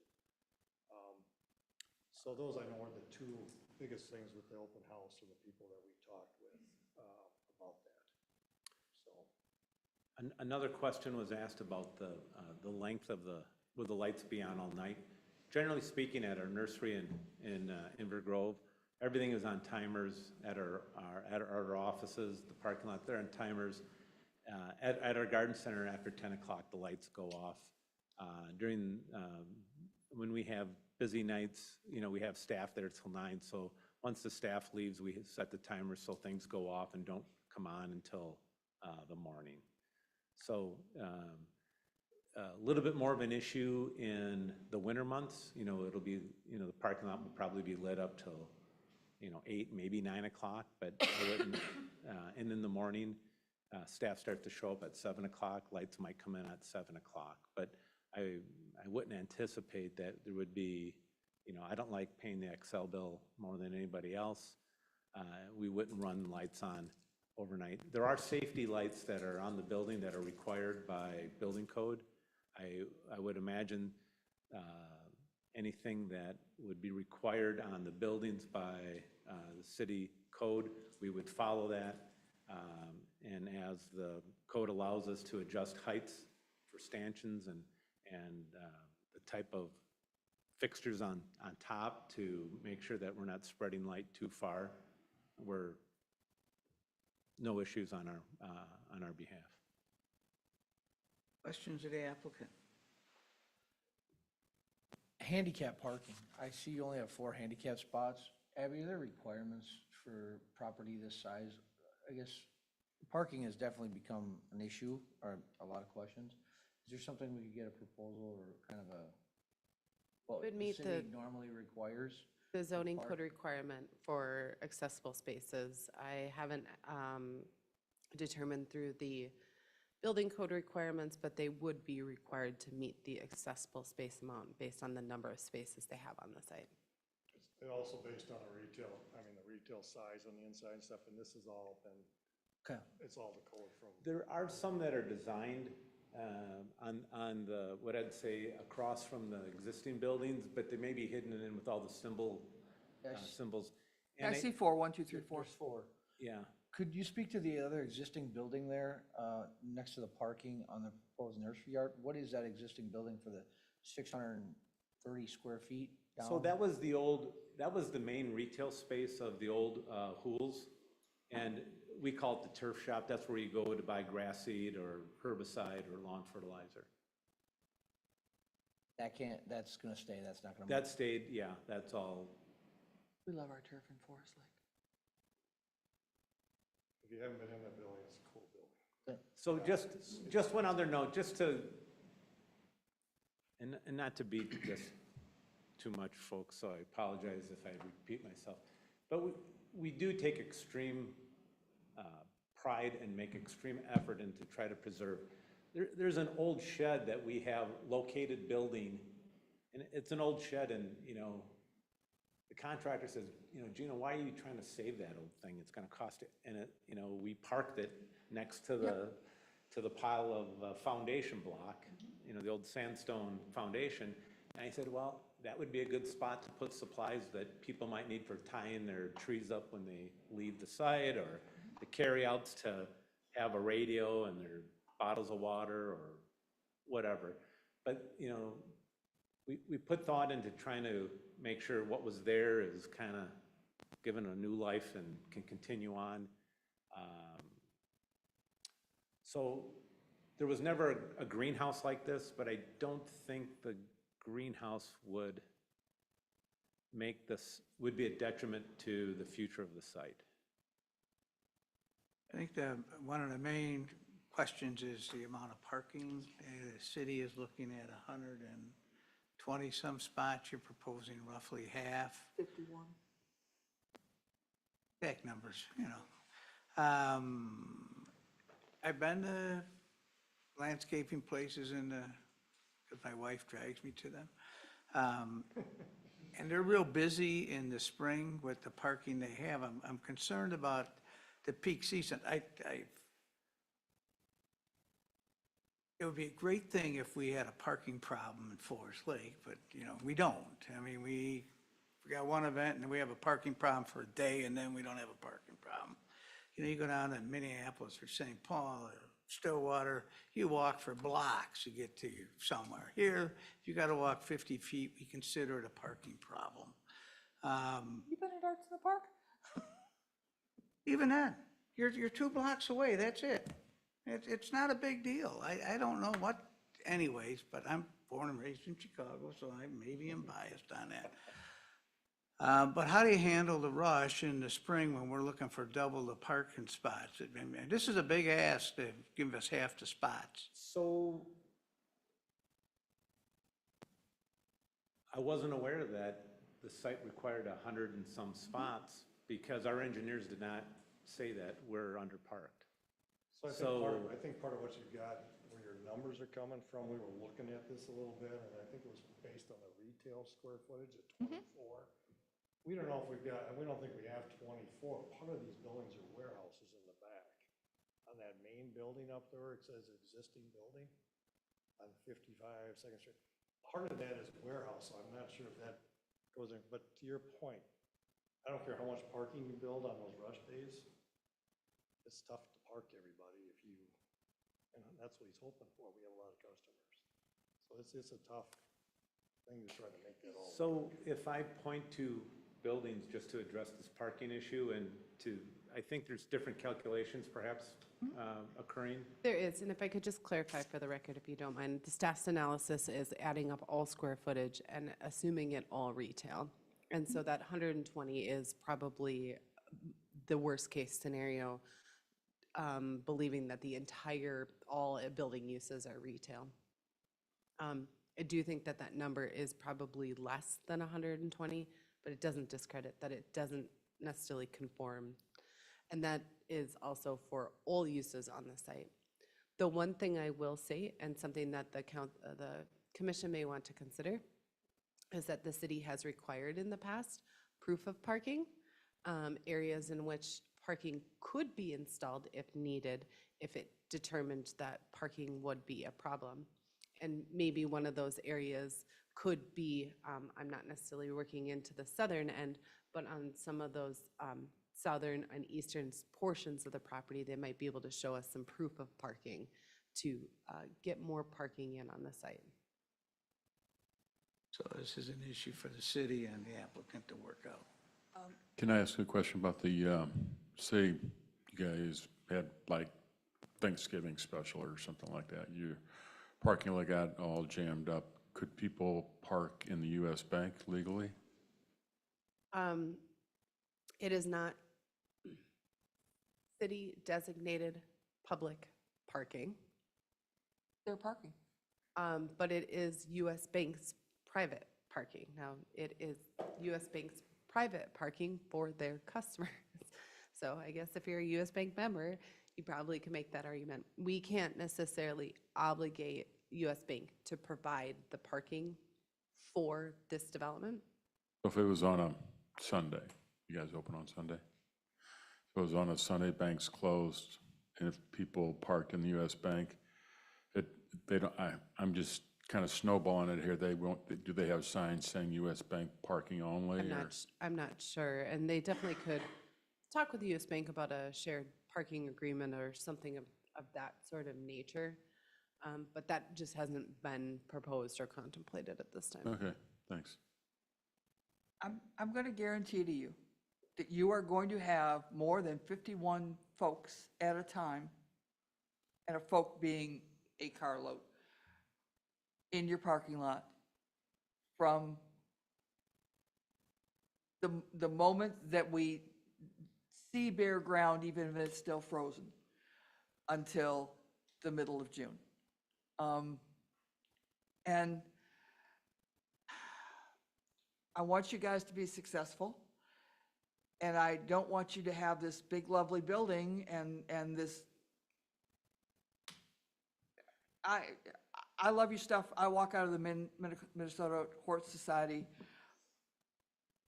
with luncheon with several $100s worth of stuff. And I've been down to your southern location when even that large parking lot is just packed. You have a reputation for really good stuff. And if you look at Abrahamson's, your competition and what they have done to add significant parking, I expect you to be just as successful. So we're not opposed to taking all available square footage that hasn't been designated for retail and designating that and preparing it for seasonal parking. We're not opposed to that whatsoever. So that southern, if you want to call it that southern leg, that could easily be converted to, seasonal gravel parking lot. At Ember Grove Heights, we have a large gravel parking lot across the street because of our spring peaks. And we're not opposed to that, whatsoever. So if that's a recommendation by this Planning Commission, we would totally embrace that as a seasonal parking area. And we could alter the landscape to be to the east side of it, so as not to interfere with parking, and perhaps then to provide additional screening for the people that are using the trail. One of our problems too is this pond has gotten so big. If you look at that thing, and that's what I've had problems with other sites, the Rice Creek has got these huge ponds. It just sucks up so much of your site. So if I treat the pond, which I can't, we're kind of caught because there's only so much parking, and he needs enough size to make the project work too. You just can't slim that building down so it's so small that you can't get enough sales. And our downtown has severe stormwater management problems Yep, just I right understand. now. And so while we might like to say, sure, we'll flood a little more, But that's the way it works. we can't do that to We the can't do rest it. of our And I downtown. just want to make sure you're aware that Right. we're kind of caught Right. on all this. We oh, I- can't do much to change what it is with the impervious surface. I think maybe if we could talk to staff during the week, before the next council meeting, see what we can come up with maybe on that backside for Yeah, some seasonal. I think parking and you've heard stuff. our concerns. We understand your concerns. And we will see this one more time as a final plat. And if we see no changes, it'll be a little hiccup in the, Chair Gerard, I just want to note for the record that this is is not a final. plat. This is our final It's tonight. a PUD, and staff is proposing it to be preliminary and final at the same time. Yeah, I have to read the whole line. which is why I'm so, Any other questions of the applicant? Andy? Thank you for highlighting that it's a loading dock and not a drive-through thing. I do think the proposed nursery yard, while it's not a building, that is retail. So I mean, when we're talking about parking spaces, I think we really have to, it's gonna be very busy. So, I think it's really important to understand that parking and traffic in and out of here is gonna be an issue. So I think, just wanna make that really a big stress. Understand the concern. Heidi? This is a PUD, and quite frankly, for you all to get some relaxed requirements, the city looks for benefits too. And one of the things that was brought up was park dedication, because we have another industrial area that we were approving tonight that will be having, or retail and uses that will be having park dedication. And I didn't see that as part of what the requirements are going to be. That is true, Chair Gerard and members of the commission. My statutory requirements allow us to accept land or fee in lieu of parkland only at the time of land subdivision. So at the platting process is the time in which parkland dedication land or fee can be accepted. The city doesn't have a legal right to ask for parkland as part of our standard site development plans. Thank you for clarifying that. And I do have, and I mentioned it earlier, in your introductory letter, you said that you'll be a more valuable asset for the community, and was wondering what those community plans are. So if you, I take a look at the Hool site as something that was more than just a building in downtown Forest Lake. It was part of a community.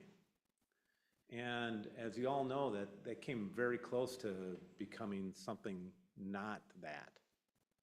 Would have been a lousy event center. So I think the efforts and the investment into trying to preserve the heritage of the site is something that the community benefits from. Not to mention as other businesses in downtown will echo, business activity creates additional business activity, and the efforts that cities will make to try to take storefronts that are emptied or boarded up or abandoned and try to make those into vibrant places for the shop owners or residents to enjoy. What we're doing here, I think, helps in that effort to make downtown more of a destination, a place people want to go shop, a place that brings traffic to the surrounding business community that serves the greater public. So I think in a small part, we're kind of doing some of that. And I think we've provided an example in the last year and a half with this project being, the first phase being completed, that we've followed through on those efforts and those promises. So I think the city can expect that from this next phase. I think too that he likes the old buildings. And to remodel this building is not a cheap endeavor at all. I mean, it's probably easier to start from square one, without a doubt, because there were structural issues, all kinds of things. So when this was purchased from Hool's, that was part of the deal, that's why this was bought, because we made a commitment to the Hool's that we would try to maintain and keep this as an iconic place for the city, because it's been around forever. And that was one of the things we did. So to keep this and clean it up and to see all the kids come for graduation pictures and everything else, I think it's pretty good asset for the city to have this. And you can thank him and their ability to fund something like this to make this work, because there are very few people that would do it. And Forest Lake has a very active historic group here. Right. Very active, and there might be opportunities for you to collaborate with them on some further projects. Well, I can tell them all about all the buildings that I think are great. So I'm kind of a sucker for these old buildings, so, or else, if it was just for economic, no one would buy that building and say, I'm gonna turn it into a new retail center. And we are, I mean, take a look at what the historic group has done for that schoolhouse at the intersection of 4 and 61. And with further plans to come, we are also suckers for our history here. I'm in good company. Any other questions for the applicant? All right, we may have questions later, but thank you for your time. Thank you, I appreciate it. This is a public hearing. We ask if you would like to comment on this application, please come forward to the lectern, state your name and address for the record. Spend a couple of minutes giving your thoughts, and once we have heard from all parties, we will then close the public hearing and come back for further discussion. So we'll open the public hearing at 7:49 PM. Anyone wish to speak to the application? Thank you, Chairman Gerard. I apologize for my minute of wondering how to recognize you, because I'm usually here before the mayor, and all of a sudden I had to quickly, I didn't mean to just call you Paul. You do a great job. I'm much shorter, but I got the same gray hair. Well, I have to attend more planning commission meetings so I can get them all straight. But you do a great job, all of you, and I know how hard it is to please everybody. I'm concerned about a few things that you have. I don't think they answered them enough for me as a citizen, with the congestion that's going to cause down in that Broadway area. I don't live in that area, but I go around that area 1,000 times a week, and I can see that it's going to be a problem for Broadway, more of a problem. I do know their southern business, Gertens in Inver Grove Heights, but as a citizen, when they came here, I was thrilled that they were going to maintain the building, but that was it.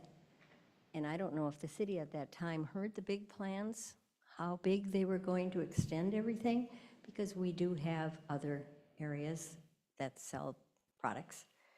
And so in my mind, I was thinking, great, I knew Willard and Joanne, they would be thrilled with the upkeep of the building.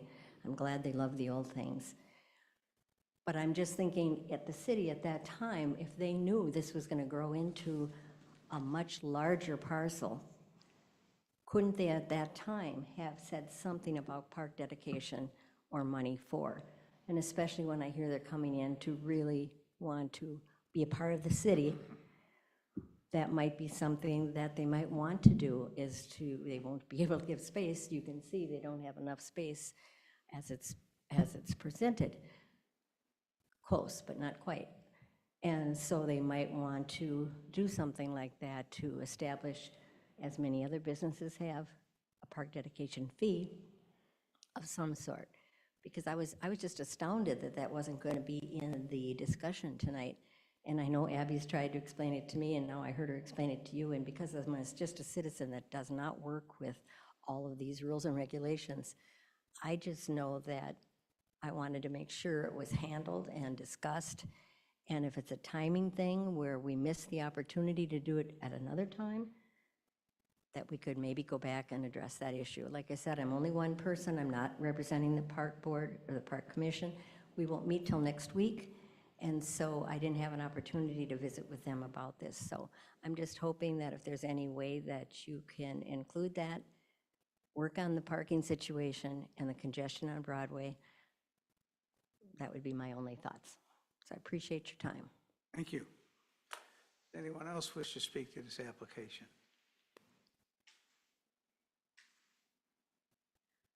Hello, yes, my name's Heidi Bjork, and I live directly south on the other side of that water retention pond.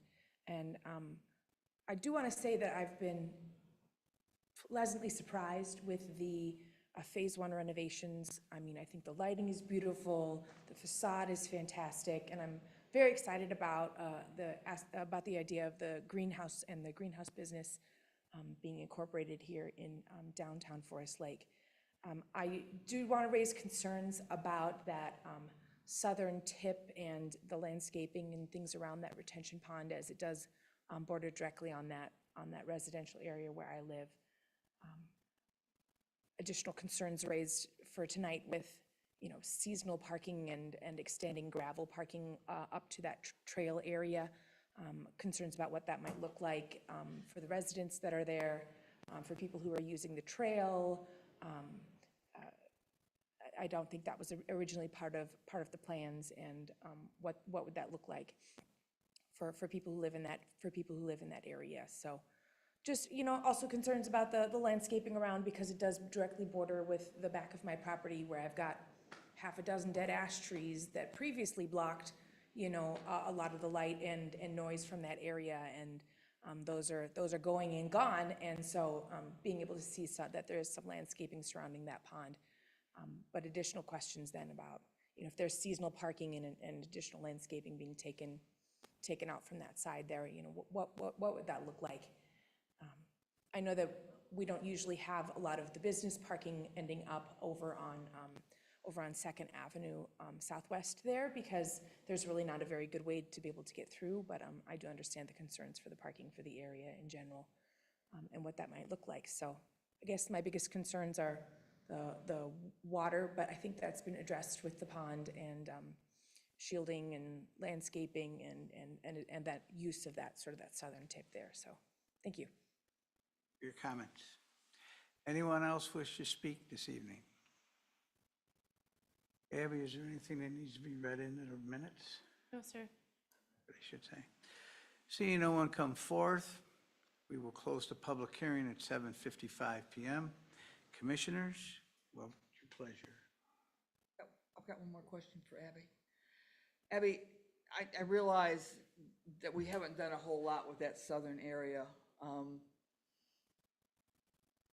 Getting folks from the residential area over to the trail and over to Lake Street from a pedestrian point of view, when you develop that, you're going to do a sidewalk or some sort of access along there, correct? From Second Avenue Southwest? Currently, there is a sidewalk on Second Avenue Southwest. I'd have to unplug and just pull up a different mapping platform, so I'm gonna do that really quick. I believe there's already a sidewalk on Second Avenue Southwest on the south side, so the intent for, you know, future conversations with the landowners, how could we tie in that south sidewalk? If I can, for you. We have had nodding that there is a sidewalk. First Avenue. No, there is not a sidewalk for First Avenue, and no intended connection through the development site on First Avenue. The southern portion that we were talking about, and staff has respectfully requested the city don't necessarily improve right now, is because we would like to connect the sidewalk here with the Hardwood Creek Trail, with the potential of some sort of improvement in this area to kind of really bring those residential neighborhoods, having that kind of future piece right there, to connect then to that Hardwood Creek Trail. Yeah. Those are things, again, because we can't request parkland, we can't request parkland dedication as part of this development. These are good faith conversations we want to continue to have with the developer, the landowner, as they look at final build out of the site. Again, if we are relaxing our standards, the intention of a PUD and allowing that relaxation is that the city receives in return.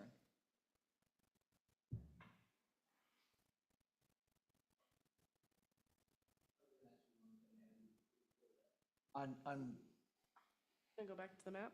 yeah, on 207 there, the property adjacent, that's owned by the city, correct? Yeah, the city owns this piece.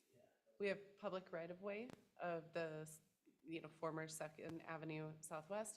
And then the underlying landowner owns this piece. So we've got quite a bit of just land access challenges through here. Also, this is the only access into 207's garage. So we've got some challenges just with preserving this access in here for the adjacent landowners, as well as to help not further impact the area in negative ways.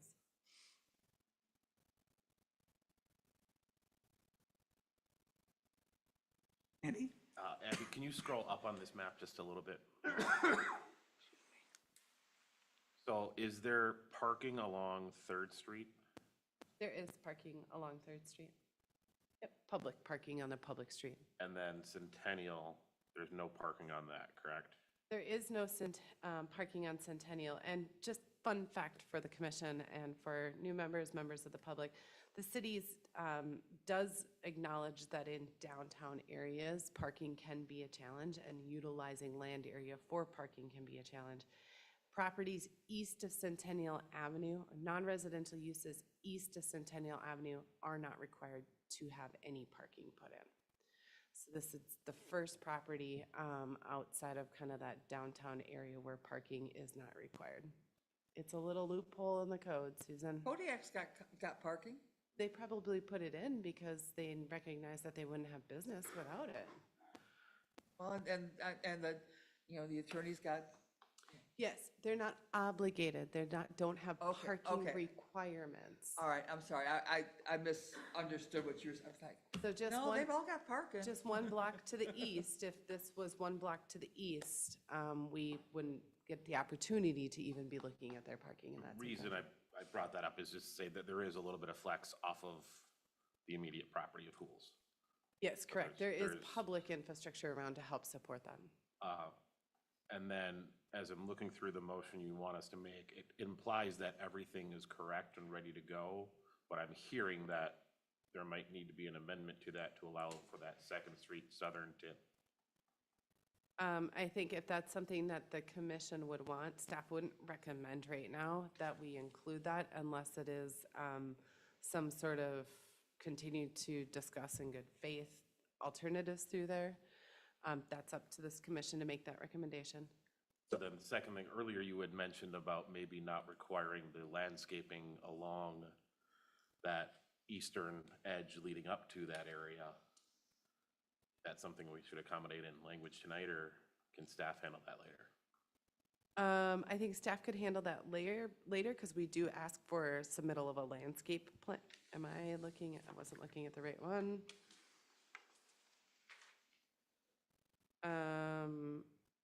I thought we had said that we would work through the landscaping. Number 6, Thank you. Development to work with city staff to revise the landscape plan to reduce stormwater pond access. So that could be amended.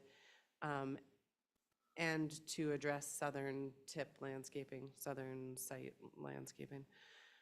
The one thing I would, since you're asking though about potential conditions of approval and amendments, staff would recommend a 13th condition at the minimum that at the time of building permit submittal, the developer shall submit a lighting plan which conforms to city standards, which does address cutting off at the property line. So we should add a 13 for lighting, but nothing else. And potentially that amendment for number 6 of the landscaping along that southern access. And then whether or not this commission would like to recommend a 14th regarding that southern access, though staff would continue to recommend. We would really not like to bind that area to any specific development pattern at the moment, because we think that there are opportunities to continue to work through that design there. I think 14 should be to review the parking and show some proof of additional parking. Doesn't bind up the southern portion, but it requires them to look at the parking. So at least the discussion that I'm hearing would be, if the commission was favorable, to motion of approval with amendment to condition number 6 to address the southern access landscaping condition 13 added that at the time of building permit submittal, developer shall submit lighting plan to conform to city standards. And then a 14th condition that prior to permit release, the developer shall provide proof of parking or shall review parking and show additional proof of parking areas.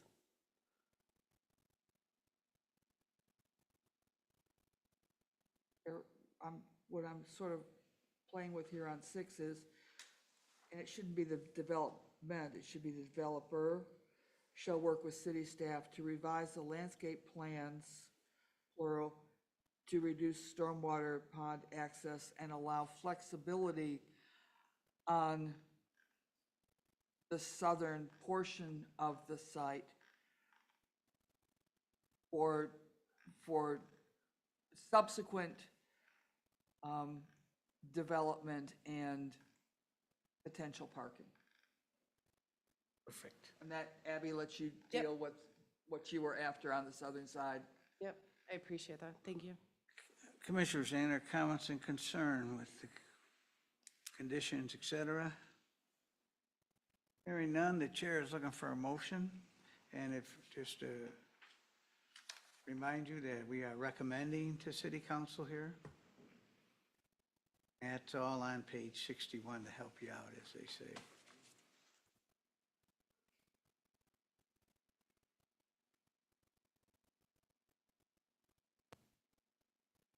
Hearing no one, I'll make a motion to recommend the planning commission, recommend conditional approval of the final site plan and plan unit development, preliminary and final request based on conformance with the applicable code requirements and criteria for approval with the following conditions, and there are 14 conditions with condition 6 modified and an addition of 13 for lighting and 14 for proof of parking, As discussed by the commission. as discussed by the commission. Do I have a second? I have a motion and a second. Any discussion? Hearing none, all those in favor signify by saying aye. Aye. Opposed? Abstentions? Motion carries unanimously. Good luck with your project. Can I just ask who made the first motion? Paul did, and the second was Commissioner Stedner? Yes.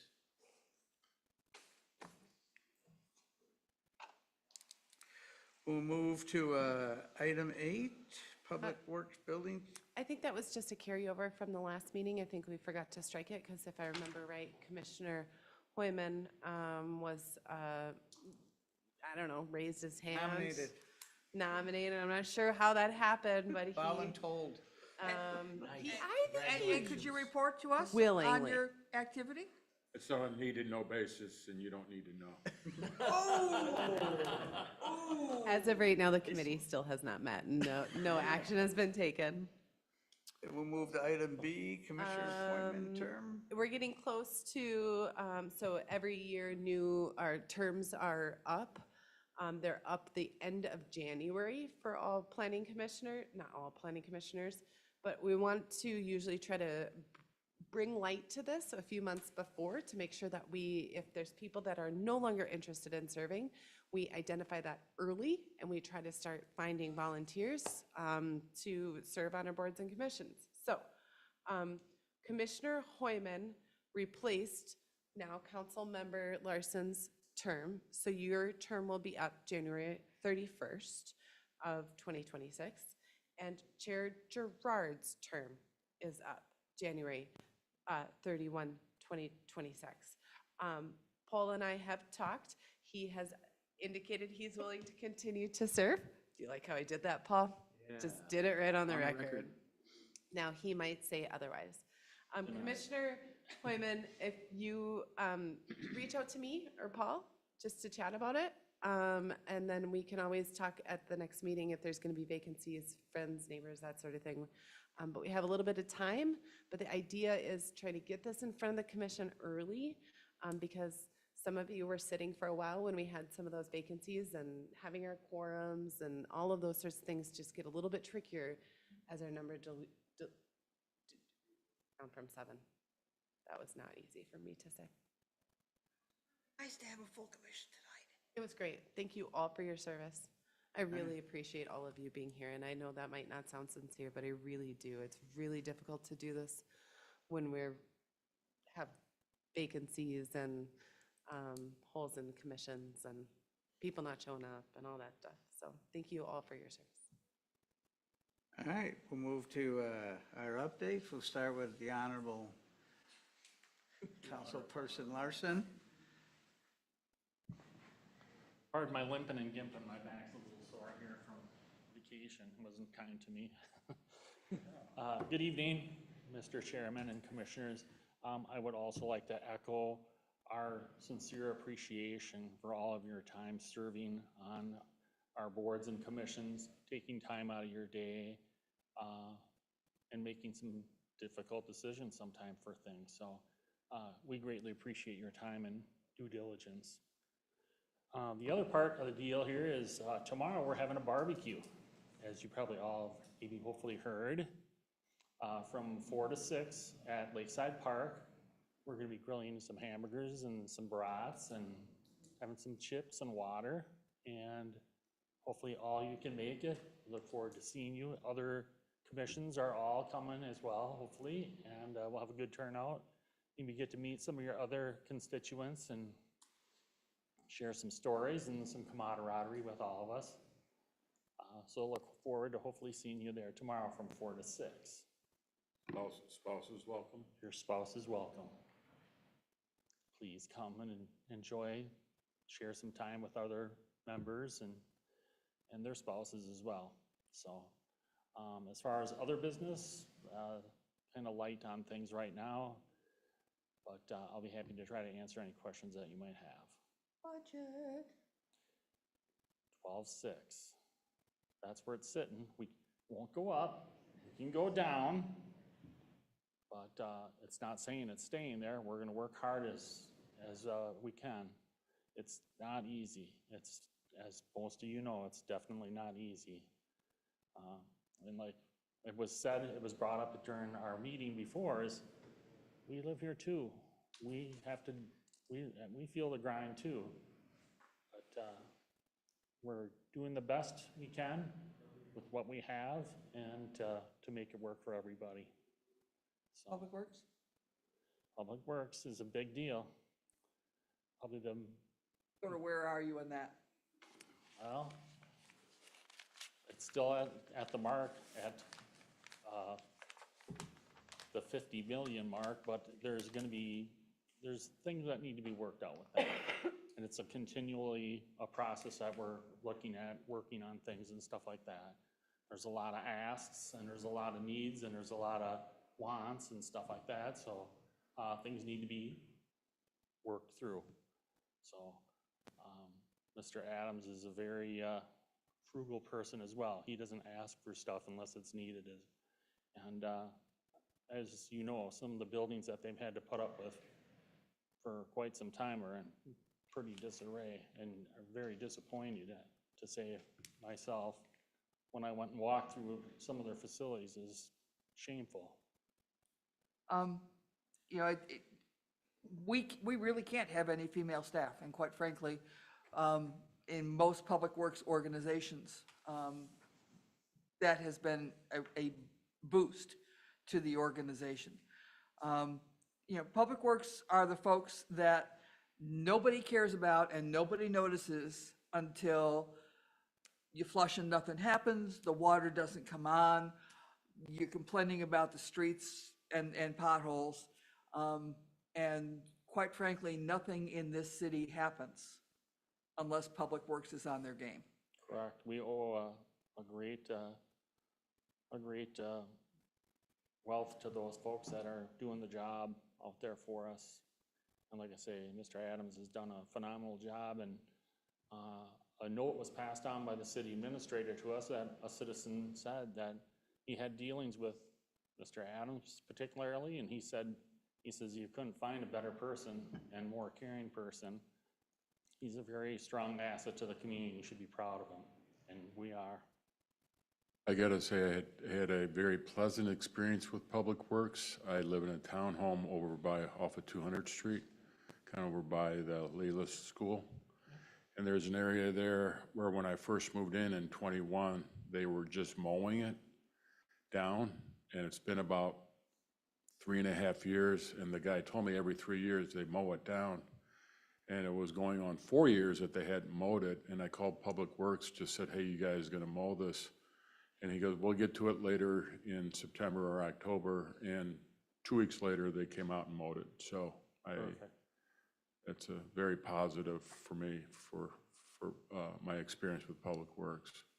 Yeah, and we started they call it an acronym of CHIP, which is where people can call if there's a street light out or a concern or something like that, call City Hall and it'll get forwarded to the proper division or department and get looked into to get the matter taken care of.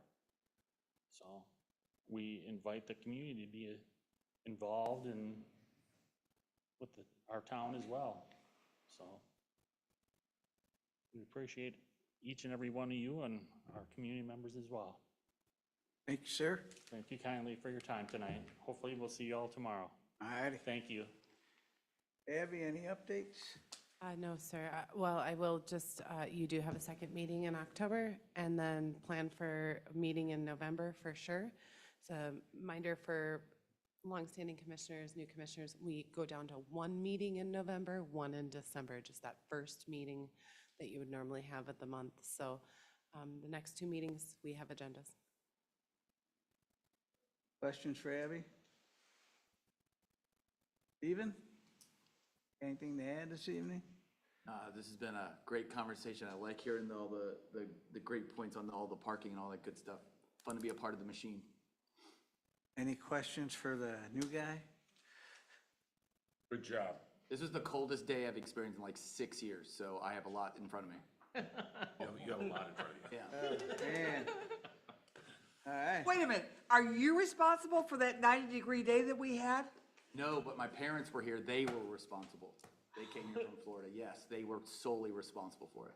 And they're Packers fans, so they deserve all the blame. All the blame. All right. Andy, anything to add? Tim? No. Susan? Don? Jesse? Nope. Martin? Good. I have nothing to add. Thank you all for your service, but the chair is looking for a motion to adjourn. Motion to adjourn. I have a motion. Do I have a second? Second. I have a motion and a second. It's a non-debatable motion. All those in favor signify by saying aye. Aye. Opposed? Abstentions? Motion carries unanimously. Hopefully, we'll see you all tomorrow.